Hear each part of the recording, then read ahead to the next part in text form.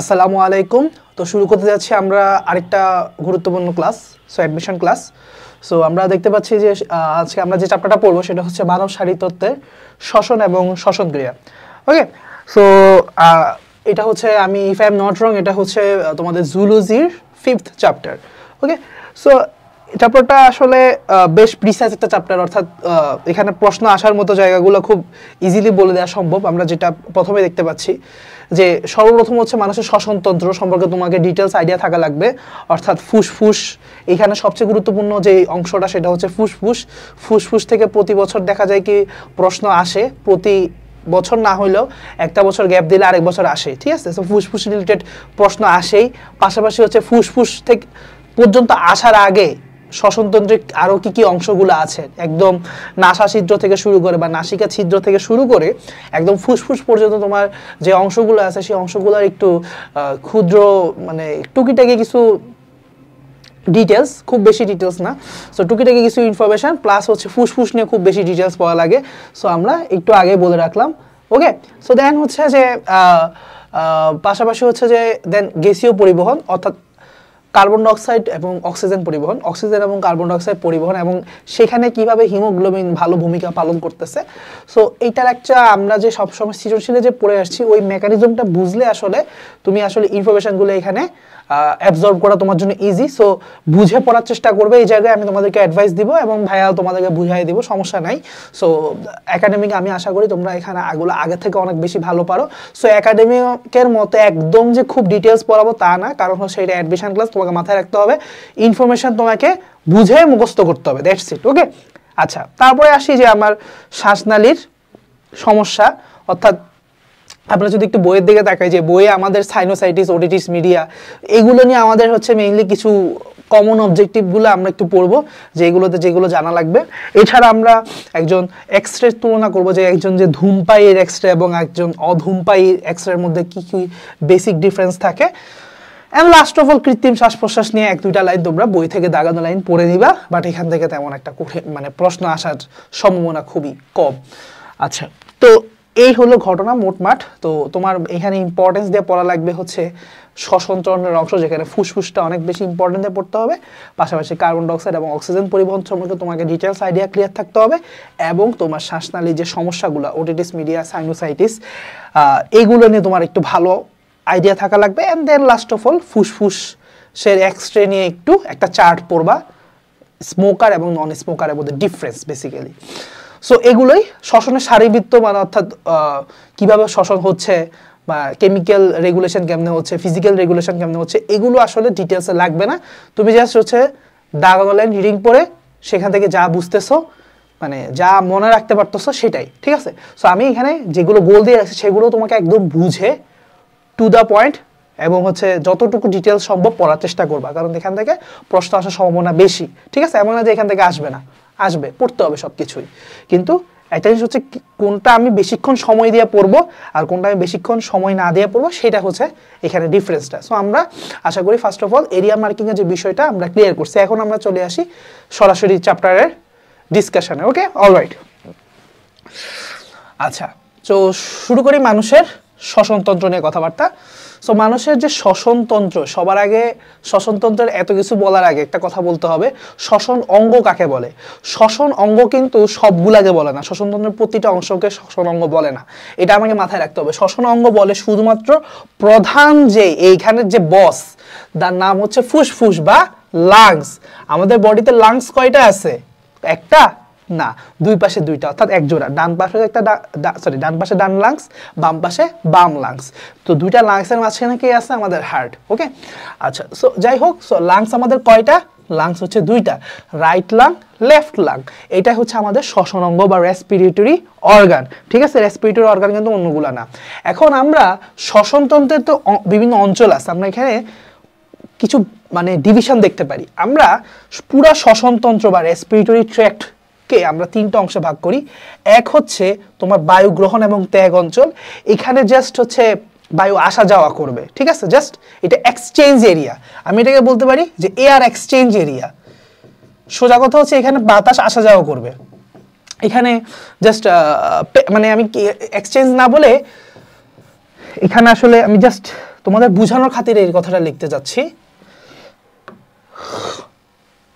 এটা হচ্ছে মানে লাইক কন্ডাক্টিং জোন বলা হয় ইংলিশে, কন্ডাক্টিং এরিয়া, এখানে বাতাস আসা যাওয়া করে জাস্ট। আর আরেকটা হচ্ছে বায়ু পরিবহন অঞ্চল। বায়ু পরিবহন অঞ্চল যে জায়গাটা, সেখানে হচ্ছে বায়ু লিটারালি এক্সচেঞ্জ হয়, আসা যাওয়া করতেছে, এখানেও অনেকটা আসা যাওয়া করতেছে। কিন্তু শ্বসন অঞ্চলে লিটারালি যেটা হয় তোমার গ্যাসিয়াস এক্সচেঞ্জটা হয়। তো যাই হোক না কেন, আমরা এত কিছু বোঝার দরকার না, আমাদেরকে একটা জিনিস জানতে হবে, সেটা হচ্ছে কি বায়ু গ্রহণ এবং ত্যাগ অঞ্চলে ভাগ করব, বায়ু পরিবহন অঞ্চলে ভাগ করব এবং শ্বসন অঞ্চলে ভাগ করব। এটা হচ্ছে তোমাদের গাজী আজমল স্যারের ডিভিশন। বাট আলিম স্যারের ডিভিশন একটু দেখা যায় কি একটু ভিন্ন রকম করছে। সো এটা একটু কেউ জেনে রাখতে চাইলে জেনে রাখতে পারো। বায়ু গ্রহণ এবং ত্যাগ অঞ্চলকে তারা একটু ভালো নাম দিছে ঊর্ধ্ব শ্বসন নালী বা আপার রেসপিরেটরি ট্র্যাক্ট। বায়ু পরিবহন অঞ্চলকে তারা নাম দিছে লোয়ার রেসপিরেটরি ট্র্যাক্ট বা নিম্ন শ্বসন নালী। একই ঘুরে ফিরে একই জিনিসপত্র। এবং শ্বসন অঞ্চলের নাম দিছে অ্যাকচুয়ালি ফুসফুস, অর্থাৎ ফুসফুসের মধ্যে যা কিছু আছে তাই আসলে শ্বসন অঞ্চল। আর কারণ এখানে তোমার অ্যাকচুয়াল গ্যাসিয়াস এক্সচেঞ্জটা হচ্ছে, ঠিক আছে।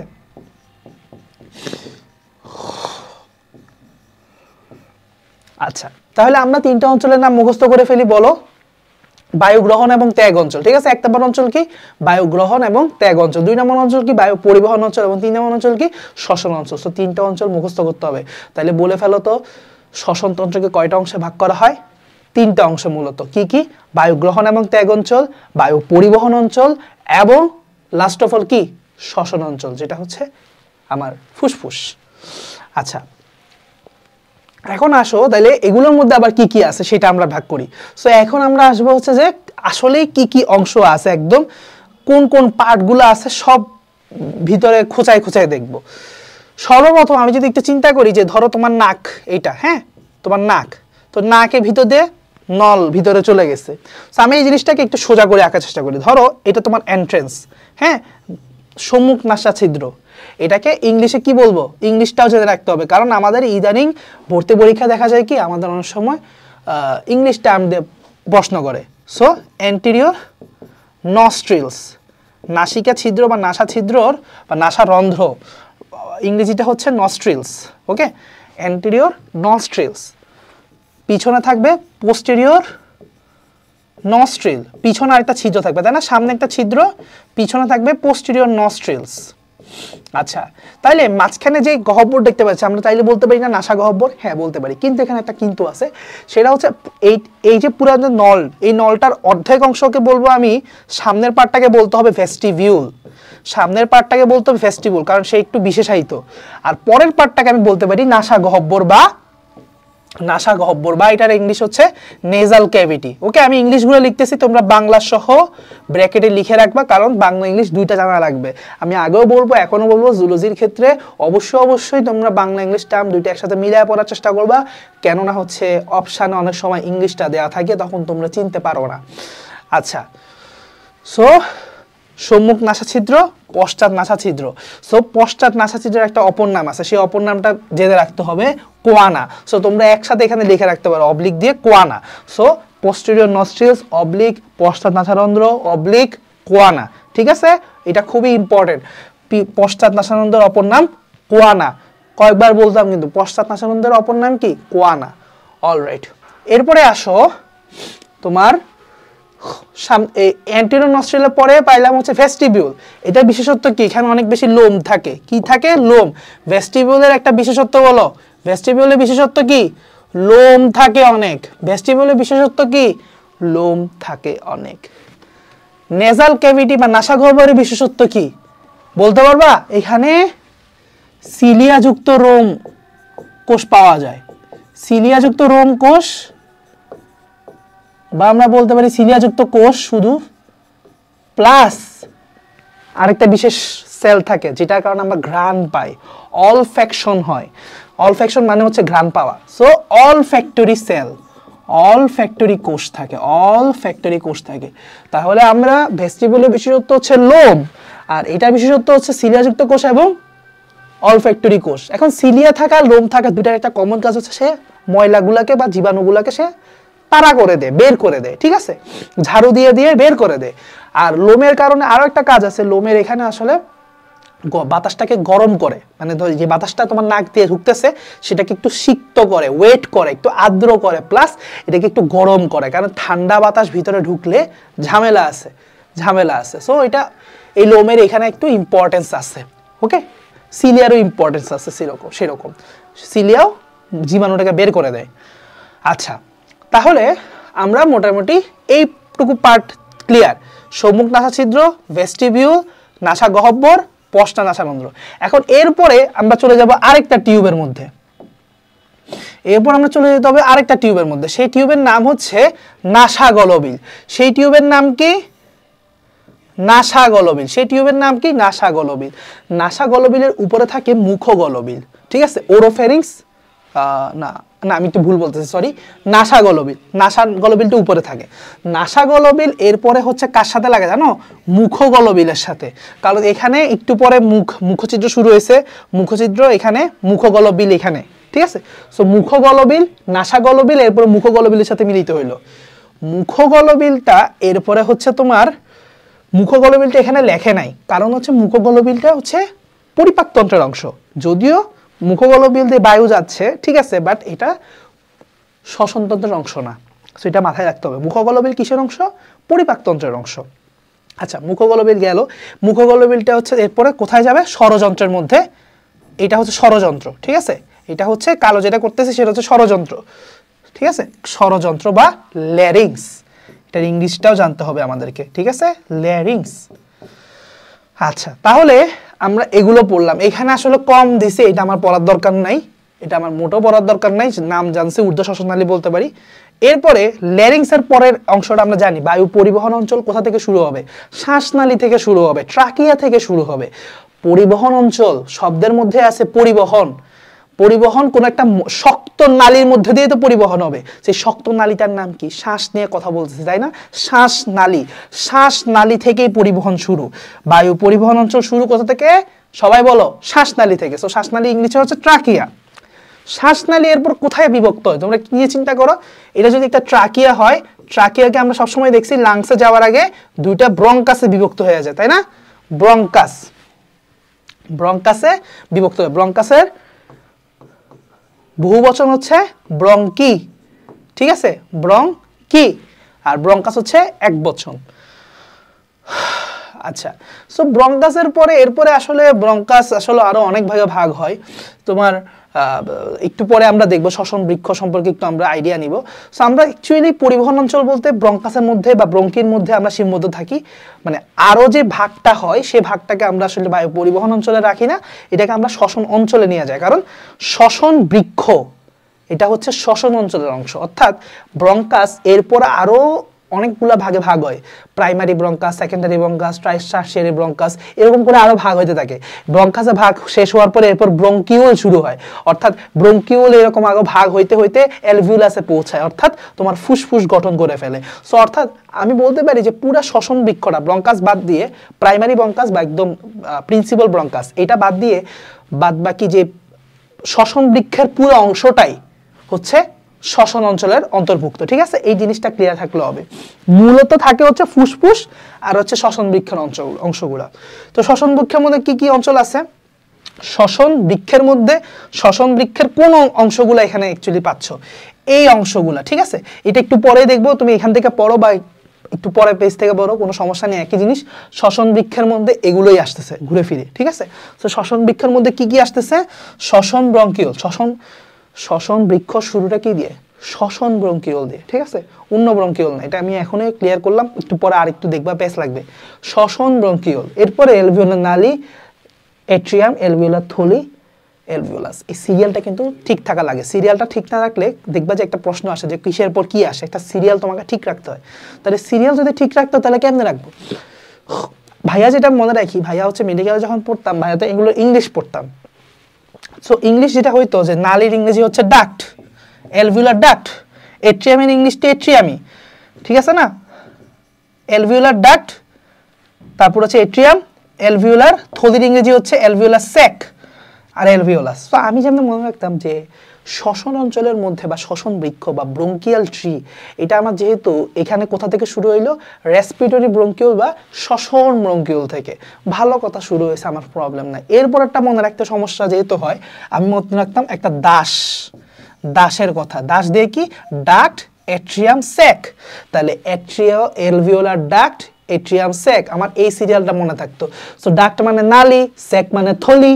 সো তোমরা আশা করি এখন বাংলা ইংলিশ মিলে ভাইয়ার মতোই মনে রাখতে পারবা।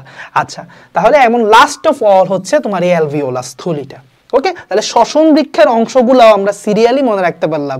ওকে, তো এই জিনিসটা মনে রাখতে হবে। শ্বসন বৃক্ষ বলতে অ্যাকচুয়ালি যেটা বোঝাচ্ছে এখানে, অর্থাৎ গাছের মতো ব্রাঞ্চিং হয়, এইটার আবার আরো ব্রাঞ্চিং হবে, তারপর এটা গিয়ে আরো ব্রাঞ্চিং করবে, অর্থাৎ যে যেভাবে ব্রাঞ্চিং করতে পারতেছে ব্রাঞ্চেরও ব্রাঞ্চ হবে।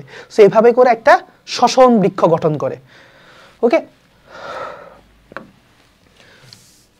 আচ্ছা,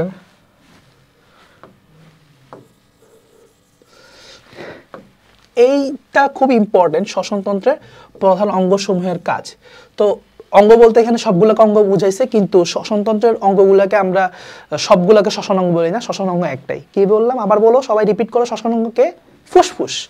আচ্ছা, তাহলে দেখো নাসাগহ্বরের কাজ কি? নাসাগহ্বরে কি থাকে? সিলিয়া থাকে। তো ওই কি করবে? ফিল্টারিং করবে, অর্থাৎ জীবাণুগুলো ফিল্টারে করবে, প্লাস হচ্ছে সে সিক্ত করবে, অর্থাৎ কিছুটা আর্দ্র করবে বায়ুটাকে, কিছুটা বায়ুটাকে গরম করবে, হিউমিডিফাই করবে মানে হচ্ছে একটু আর্দ্র করবে, গরম করবে। এই দেখো, গরম করবে, সিক্ত মানে হচ্ছে একটু আর্দ্র করা, মানে একটু ওয়েট করা, মানে দুটোটা মিলে আমরা বলতে পারি হিউমিডিফাই করা, ইংলিশে হিউমিডিফাই বলতে পারি। আর ফিল্টার করা মানে হচ্ছে জীবাণু থেকে মুক্তি দেওয়া।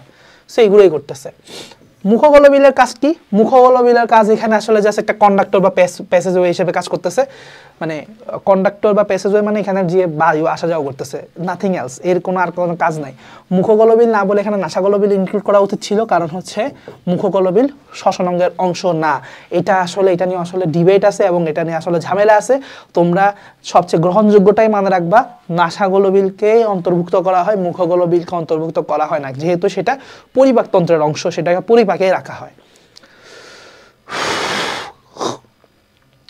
আচ্ছা, ষড়যন্ত্রের কাজ কি হতে পারে? তুমি একটু চিন্তা করে দেখো, ষড়যন্ত্র মানে হচ্ছে স্বর সৃষ্টিকারী যন্ত্র, অর্থাৎ স্বর বা আওয়াজ তৈরি করার জন্য যে যন্ত্রটা। সো আমরা এই জন্য ইংলিশে বলা হয়, এটা যেহেতু ভয়েস প্রোডাকশন করে, সো এটাকে ভয়েস বক্সও বলা হয়। সো ল্যারিংস বা ষড়যন্ত্রের অপর নাম হচ্ছে ভয়েস বক্স। তাহলে সে কি তৈরি করবে? শব্দ তৈরি করবে বা স্বর তৈরি করবে। ঠিক আছে, তার মূল কাজ হচ্ছে এইটা। আর এছাড়া তো হচ্ছে সে কন্ডাক্টর মানে হিসাবে কাজ করবে, অর্থাৎ প্যাসেজওয়ে হিসাবে কাজ করবে, করিডোর হিসাবে কাজ করবে। এগুলো অনেক কথা বলা যায়, এগুলো নর্মাল কথা। ট্রাকিয়া শুরু হয়েছে কি? পরিবহন অঞ্চলের শুরু এটা দিয়ে। আচ্ছা, সো সেও করিডোর হিসাবে কাজ করতেছে, আর তার মধ্যে অবশ্য সিলিয়া আছে। আর আমরা জানি যে ট্রাকিয়ার, এটা খুবই ইম্পর্টেন্ট, ট্রাকিয়ার আবরণী কলার নাম কি? ট্রাকিয়ার আবরণী কোষের নাম কি? আবরণী কলা বা কোষের নাম কি?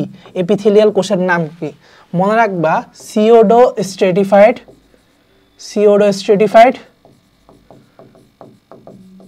Ciliated columnar epithelium. হ্যাঁ, নামটা পরে মাথা ঘুরা শুরু করছে, কিছু করার নাই, কিন্তু এটাই মনে রাখাটা দরকার আছে, কারণ হচ্ছে ট্রাকিয়ার আবরণী কোষের নাম মনে রাখতে হবে, সিওডোস্ট্রেটিফাইড সিলিয়েটেড কলামনার এপিথেলিয়াম। তার মানে আমরা বুঝতে পারতেছি এপিথেলিয়াম কোষগুলো হচ্ছে কলামনার ধরনের, এবং সেই কলামনার কোষের মধ্যে সিলিয়া লাগানো থাকে, অর্থাৎ কোষের মাথার মধ্যে আমার এরকম সিলিয়া থাকে।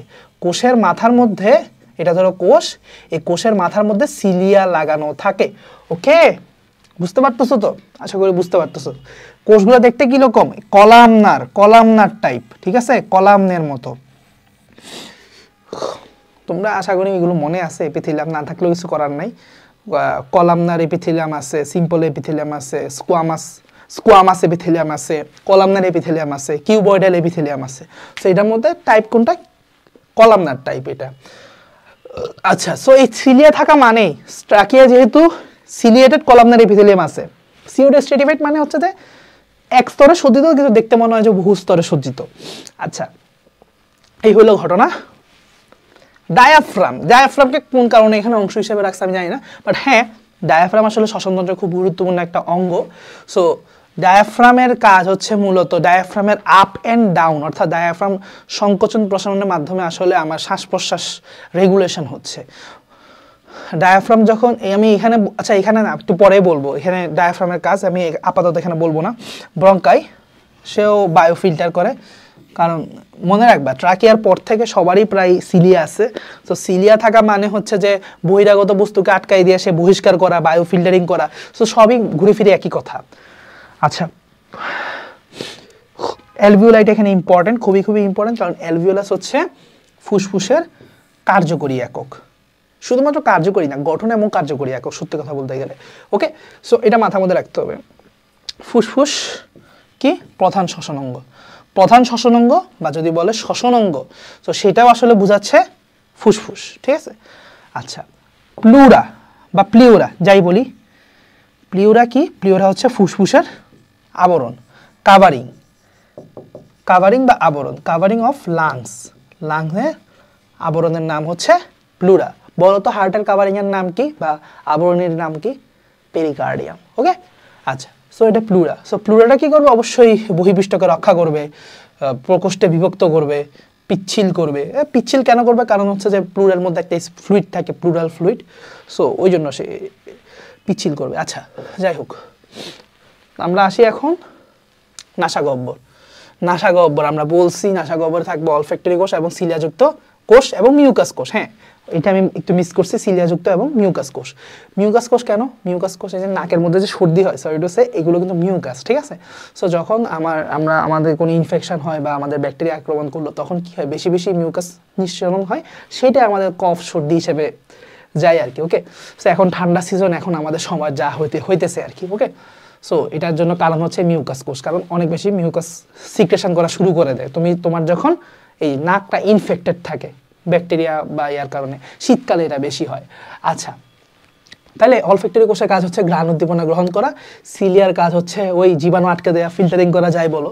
তারপরে হচ্ছে যে মিউকাসের কাজ হচ্ছে সেম থিং। মিউকাসও কি করে? মিউকাসের মধ্যে তো জীবাণু সবগুলো আটকা পড়ে যায়। সো মিউকাস থাকলে কি হয়? স্বাভাবিকভাবে যে কোনো ধুলাবালি ঠাস করে কি ভিতরে ঢুকে যেতে পারবে না।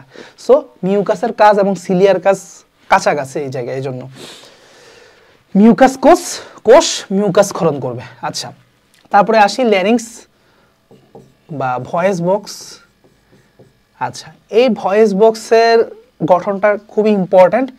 তরুণাস্থি নিয়ে গঠিত, কয়েক টুকরা বলতে কয় টুকরা? 9 টুকরা। আমি তোমাকে বলেই দিলাম একদম স্পেসিফিক, এটা লিখে রাখো। 9টা তরুণাস্থি বা 9 টুকরা তরুণাস্থি নিয়ে আমার আসলে 9 টাইপসের বা 9টাই, আসলে 9টাই থাকে, 9 টাইপস বলো না, 9টা, 6 টাইপস, 9টা থাকে। যাই হোক, আমি অত ডিটেলসে যাবো না, 9টা মনে রাখলে এনাফ। 9টা তরুণাস্থি নিয়ে তোমার এই তরুণাস্থি বা হচ্ছে কার্টিলেজ নিয়ে তোমার ল্যারিংস গঠিত। তার মধ্যে 9টা তরুণাস্থির মধ্যে সবচেয়ে বড় তরুণাস্থির নাম হচ্ছে থাইরয়েড তরুণাস্থি। এই থাইরয়েড তরুণাস্থিটাই আমাদের গলার এখানে অ্যাডামস অ্যাপল হিসেবে দেখা যায় পুরুষদের, যদিও ভাইয়া দেখা যাচ্ছে না, ভাইয়া একটু মোটা মানুষ, ঠিক আছে। সো এই জন্য ভাইয়ার দেখা যাচ্ছে না, যারা খুব চিকন তাদের আসলে জিনিসটা ভালো বোঝা যায়। ওকে, আচ্ছা, সো থাইরয়েড তরুণাস্থিটা কি? সবচেয়ে বড়, ল্যারিংসের সবচেয়ে বড় কার্টিলেজের নামটাই হচ্ছে থাইরয়েড তরুণাস্থি, যেটা অ্যাডামস অ্যাপল হিসেবে দেখা যায় পুরুষদের গলায়, সামনে এটা উঁচু হিসেবে দেখা যায়। অ্যাডামস অ্যাপল কেন অ্যাডামস অ্যাপল বলছে? এটা একটা হিস্টোরিক্যাল ধর্মীয় একটা কাহিনী আছে, যে অনেকেই জানো যে আদম আলাইহিস সালামকে একবার যখন জান্নাতে ছিল তখন একটা ফল খাইতে নিষিদ্ধ করা হয়েছিল, বাট উনি ভুলে ওই ফলটা খেয়ে ফেলছিল এবং ওনার গলার এখানে আটকা ছিল, এন্ড দেন ওই অবস্থায় ওনার জান্নাত থেকে বের করে দেওয়া হয়েছে। কারণ এই অবস্থা আটকা ছিল মানে এই অবস্থায় আসার পরে ওনার মনে পড়ছে যে এটা তো খাওয়া নিষিদ্ধ ছিল, ঠিক আছে, ওই জন্য ওই অবস্থায় আটকা ছিল, ওই জন্য ওই লেভেল বরাবর আমাদের অ্যাডামস অ্যাপল দেখা যায়। সো এটা ধর্মীয় বিশ্বাস, সঠিক বা না সঠিক এটার ব্যাপারে আমরা না যাই, বাট এটাকে গলার সামনে এরকম উঁচু হয়ে থাকে বলে এই থাইরয়েড তরুণাস্থিকে অ্যাডামস অ্যাপল বলে। এখন এটা যেটা সমস্যা, এটার সাথে পোলাপাইন একটা জিনিস কনফিউজ করে। থাইরয়েড তরুণাস্থি, আমি তোমাদেরকে একটা জিনিস বলি, থাইরয়েড কার্টিলেজ বা তরুণাস্থি আর থাইরয়েড গ্ল্যান্ড বা গ্রন্থি, এই দুইটা কি সেম জিনিস? এটার উত্তর যদি কেউ বলে সেম জিনিস, আমি তাকে মাইক দিব, কারণ সেম জিনিস না। এইটাই অনেকে ভুল করে বসে যে অপশনের মধ্যে থাকে হয়তো যে কার্টিলেজ গ্রন্থি, তো ঠাস করে দেখা দেয় থাইরয়েড দেখে, না রে বাবা, থাইরয়েড গ্রন্থি থাকে অন্য জায়গায়। থাইরয়েড গ্রন্থি কই থাকে? থাইরয়েড গ্রন্থি থাকে হচ্ছে ট্রাকিয়ার উপর সামনে দিয়ে থাকে, ঠিক আছে? আর থাইরয়েড গ্রন্থি সেটা থাকতেছে আরো উপরে, থাইরয়েড সরি কার্টিলেজ থাকতেছে আরো উপরে, কারণ ল্যারিংসে থাকতেছে। ল্যারিংস ট্রাকিয়ার উপরে, ট্রাকিয়ার তো পরে শুরু হয়েছে, ট্রাকিয়াকে ধরে আছে হচ্ছে তোমার এই গ্রন্থিটা। সো গ্রন্থিটা আর একটু নিচে। সো গ্রন্থি আর এখানে তরুণাস্থি এক না, নাম এক হইতে পারে বাট একটা তরুণাস্থি একটা গ্রন্থি। সো অ্যাডামস অ্যাপল কোনটা? কার্টিলেজটা, নট গ্রন্থিটা। ক্লিয়ার থাকবে এটা। এপিগ্লোটিস বা উপজিহ্বা, উপজিহ্বা এটার কাজ কি? এটা হচ্ছে যে অনেকটা ল্যারিংসের যে বা ষড়যন্ত্রের মুখে এরকম জিহ্বার মতো বা একটা ঢাকনার মতো অংশ, এরকম ঢাকনার মতো একটা অংশ, যখন তোমার বায়ু আসা যাওয়া করে, বায়ু আপ অ্যান্ড ডাউন করে, অ্যাট দ্যাট টাইম এটা খোলা থাকে। যখন বাতাস আসা যাওয়া করে না, খাবার খাচ্ছি বা হচ্ছে খাবার খাচ্ছি, হ্যাঁ, সো তখন এটা এরকম মুখটা বন্ধ থাকে, এরকম মুখটা বন্ধ করে ফেলে, এরকম মুখটা নিচে হয়ে বন্ধ হয়ে যায়। আমি যদি এটা ভালো করে বুঝাতে চাই তাহলে হচ্ছে এরকম করে জিহ্বাটা বসায় দিই। সো এটা বসে এটা ষড়যন্ত্রের মুখটাকে বা এন্ট্রেন্সটাকে বন্ধ করে দিচ্ছে। ওকে, সো এইটার মাধ্যমে আসলে সে খাবার বা কোনো ফরেন পার্টিকেল এসে যাতে ল্যারিংসের ভিতর ঢুকে না যায়। কারণ তুমি ধরো চকলেট খাচ্ছ বা ক্যান্ডি খাচ্ছ, ছোটো বাচ্চাদের কি অনেক সময় ভুলে কথা বলতে বলতে যখন খায় ঠাস করে ভুলে এপিগ্লোটিস খোলা ছিল, ও এট দ্যাট টাইমে ফরেন বডি অর্থাৎ তোমার এই ক্যান্ডিটা ঠাস করে ল্যারিংসের ভিতরে চলে গেছে। চলে গেলে অনেক সময় হয় কি বাচ্চাদের ঠাস করে কাশি উঠে যায়। ওই কাশটা অনেক সময় অনেকে বের হয়ে যায়, বাট অনেকে বের হয় না যদি বড় চকলেট হয়, ঠিক আছে? সো তখন অনেক ঝামেলা হয়, আসলে হসপিটালে নিয়ে যাওয়া লাগে। যাই হোক, এটা নর্মালি কি করতেছে, আমার খাদ্যকণাকে ষড়যন্ত্রে প্রবেশ করতে বাধা দিচ্ছে স্বাভাবিকভাবে। বাধা না দিতে পারলে কি হয় আমি সেটাই বললাম, ঠিক আছে? ছোট বাচ্চাদের অনেক সময় এরকম অ্যাক্সিডেন্ট হয়। আচ্ছা, ভোকাল কর্ড, তোমার ভয়েস বক্স কেন বলছি? কারণ হচ্ছে এখানে ভোকাল কর্ড আছে। ভয়েস বক্স কেন বলছে? কারণ ভয়েস প্রোডাকশন করতে পারতেছে। কেন করতে পারতেছে? কারণ ভোকাল কর্ড আছে। এটাই খুব এখানে ইম্পর্টেন্ট। ভোকাল কর্ড কয়টা? ভোকাল কর্ডের সংখ্যা হচ্ছে এখানে মোট 6টা, যদিও এখানে প্রকৃত ভোকাল কর্ড থাকে মাত্র 2টা, ঠিক আছে? কিন্তু বাকি 4 জোড়া থাকে মেকি আর কি, এগুলো আসলে কাজ করে না টু বি অনেস্ট। সো 6টা ভোকাল কর্ড থাকে ইন টোটাল। কাজ কি? শব্দ সৃষ্টি করা। আসো ট্রাকিয়া নিয়ে পড়ি। ট্রাকিয়ার অবস্থান জানা লাগবে। ট্রাকিয়া হচ্ছে ষড়যন্ত্রের পর থেকে T5 পঞ্চম বক্ষদেশীয় কশেরুকা পর্যন্ত, T5 ভার্টিব্রা পর্যন্ত, ভার্টিব্রা বা কশেরুকা পর্যন্ত, ঠিক আছে? কোথা থেকে? ষড়যন্ত্র থেকে, ল্যারিংস থেকে। ল্যারিংসের পর থেকে শুরু হবে। ল্যারিংস যেখানে শেষ সেখান থেকে ট্রাকিয়া শুরু হবে। সো ল্যারিংস যেখানে শেষ, ধরো এখানে শেষ হচ্ছে, এখান থেকে ট্রাকিয়া শুরু হবে, ট্রাকিয়ার পরে ব্রঙ্কাস। আচ্ছা, সো ট্রাকিয়াতে মনে রাখতে হবে এরকম সি শেপড, সি শেপড কয়টা কার্টিলেজ থাকে? সি শেপড বা অর্ধবলয়াকার 16 থেকে 20টা কার্টিলেজ থাকে। এটা ভেরি ভেরি ভেরি ইম্পর্টেন্ট। এটা অনেক বেশি ইম্পর্টেন্ট ইনফরমেশন, এটা মুখস্থ রাখতে হবে। 16 থেকে 20টা, এটা অনেক বেশি ইম্পর্টেন্ট। কয়টা বলো তো? 16 থেকে 20টা সি শেপড কার্টিলেজ থাকে বা তরুণাস্থি পাওয়া যায়, ঠিক আছে? এই ট্রাকিয়ার মধ্যে। আচ্ছা, স্বাভাবিক এখানে অনেক মিউকাস এবং সিলিয়াযুক্ত মিউকাস আবরণী আছে। আচ্ছা, এবং এখানে সেলের নামটা বলছিলাম, নামটা লিখে রাখতে পারো, ওই যে সিউডোস্ট্রেটিফাইড সিলিয়েটেড কলামনার এপিথেলিয়াম। ব্রঙ্কায়ের অপর নামটা ইম্পর্টেন্ট, ক্রোমোনালি। এটা অনেকে জানে না, প্রশ্ন কঠিন করলে এটা দিয়ে দিতে পারে, ক্রোমোনালি। ওকে, আচ্ছা, সো ডান ব্রঙ্কাস এবং বাম ব্রঙ্কাসে বিভক্ত হইল। এখন ঘটনা হইল কি যে ব্রঙ্কাস আবার গিয়ে হচ্ছে যে ভাগ হবে, প্রাইমারি ব্রঙ্কাস থেকে সেকেন্ডারি ব্রঙ্কাসে ভাগ হবে। মনে রাখবা যে ডান ফুসফুস, এটা ধরো এটা ডান, এটা বাম। এখন ইন্টারেস্টিং ব্যাপারটা হচ্ছে যেটা যে ডান ফুসফুসে 3টা ভাগে ভাগ হয়, কিন্তু বাম ফুসফুসে অনলি 2টা ভাগে ভাগ হয়। এই জিনিসটা কেন? এই যে দেখো, ডান ব্রঙ্কাসটা ছোট কিন্তু প্রশস্ত, 3টা ভাগে ভাগ হয়। অন্যদিকে বাম ব্রঙ্কাস দুইটা ভাগে ভাগ হয়। এইটার কারণ কি কেউ কি বলতে পারবা? আচ্ছা, এটার কারণ হিসেবে আমি যেভাবে কেন পড়াই, কারণ এভাবে পড়াইলে আসলে লজিক দিয়ে পড়লে মনে থাকে জিনিসটা, কারণ নাইলে ভুলে যাওয়া যায় ডানেরটা 3 ভাগে ভাগ হয় না বামেরটা। মনে রাখবা যে বাম সাইডে কি আছে, বাম সাইডে আমাদের হার্ট আছে। সো হার্টকে কিছু পরিমাণ জায়গা দিতে হইলে আমি যদি বেশি পরিমাণ ব্রঙ্কাসে ভাগ করি, সো ভাগ করতে গেলে জায়গা বেশি লাগবে। সো আমি কিছু পরিমাণ জায়গা যেহেতু হার্টকে দিয়ে দিছি, সেই জায়গায় আমি যদি ব্রঙ্কাস বেশি বিভাগ করতে যাই হার্টের উপর চাপ পড়বে।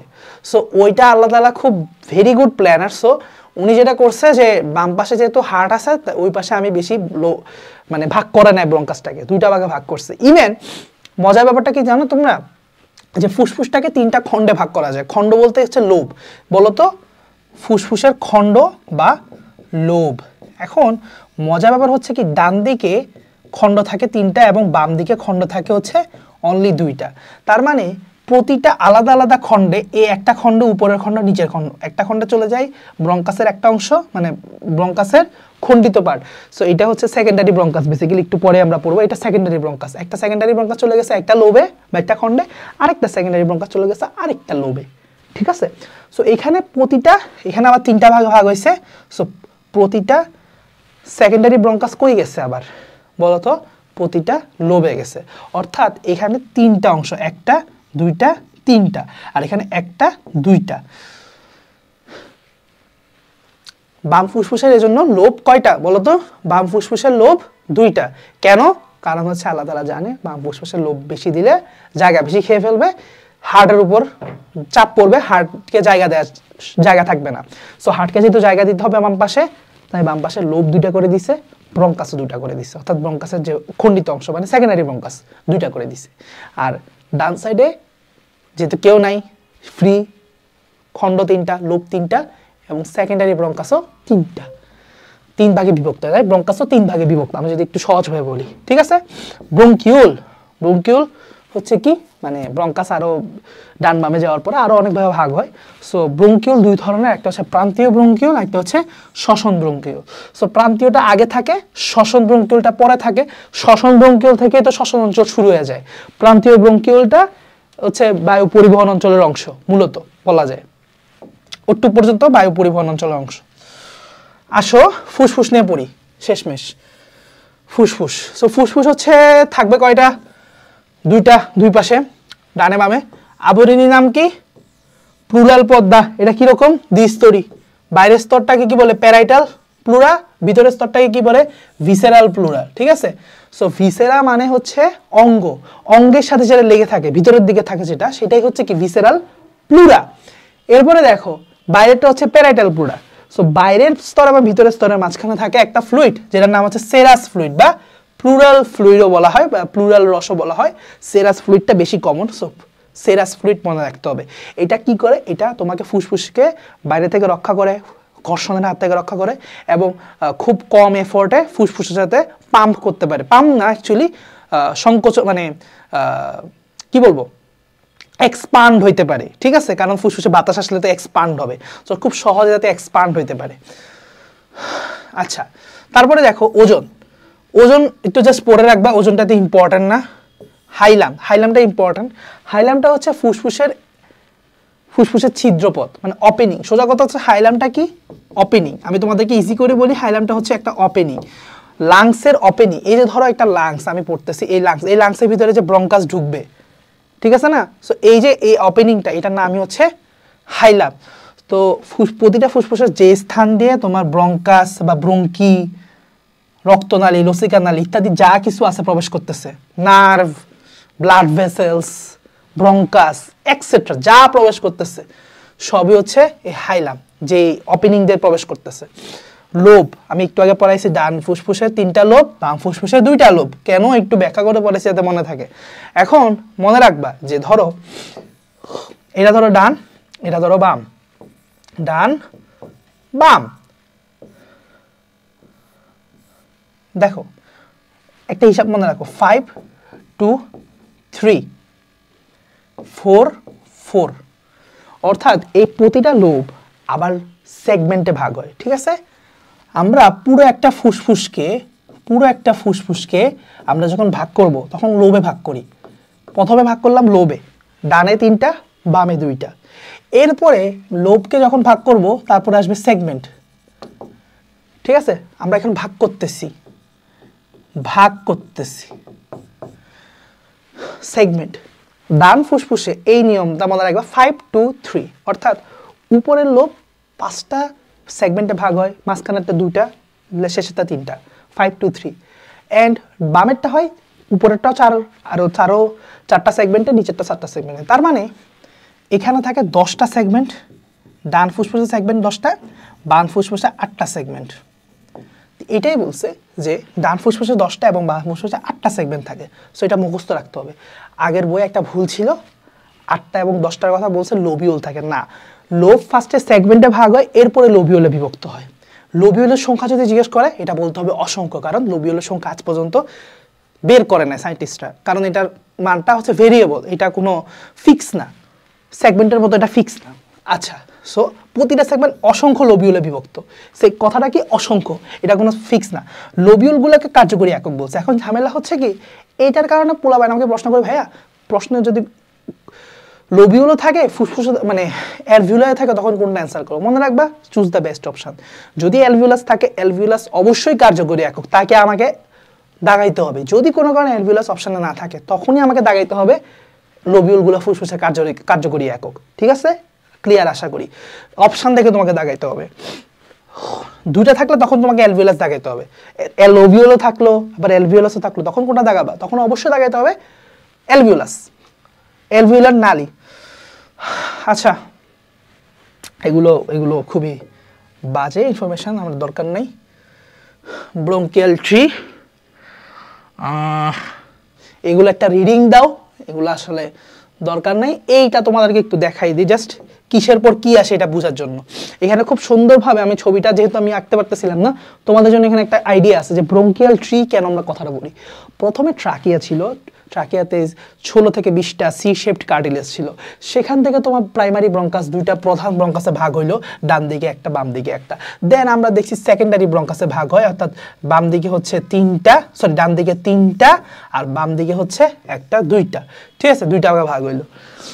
আচ্ছা, যদি এটা দেখা যাচ্ছে না এখানে, ঠিকভাবে বোঝা যাচ্ছে না, তাহলে ট্রাকিয়া থেকে প্রাইমারি ব্রঙ্কাস কি হয়েছে? প্রতিটা ফুসফুসে একটা করে গেছে, প্রতি ফুসফুসে একটা করে ঢুকছে। সেকেন্ডারি ব্রঙ্কাস প্রতিটা লোবে একটা করে ঢুকছে, কারণ আমরা জানি সেকেন্ডারি ব্রঙ্কাস ডান দিকে 3টা লোব, 3টা সেকেন্ডারি ব্রঙ্কাস ছিল, বাম দিকে 2টা লোব ছিল, সো 2টা সেকেন্ডারি ব্রঙ্কাস ছিল, প্রতিটা লোবে ঢুকতেছে। দেন টারশিয়ারি ব্রঙ্কাস হচ্ছে প্রতিটা লোবিউলে ঢুকে।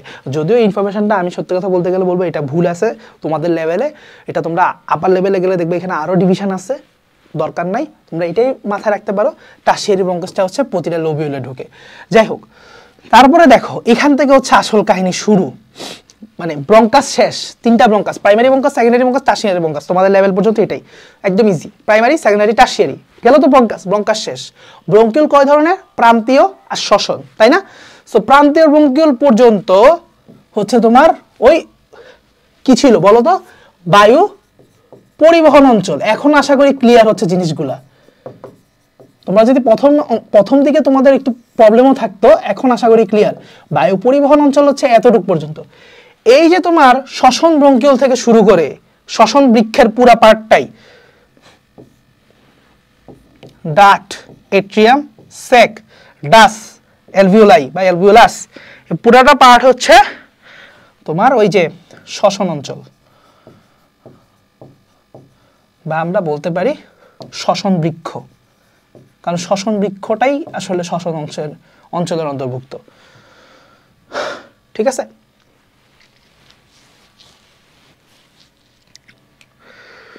আচ্ছা এখানে একটা মারাত্মক লেভেলের একটা ভুল আছে, এটা লোবিউল বুঝাই না, এটা অ্যালভিওলাসের কথা বলতেছে।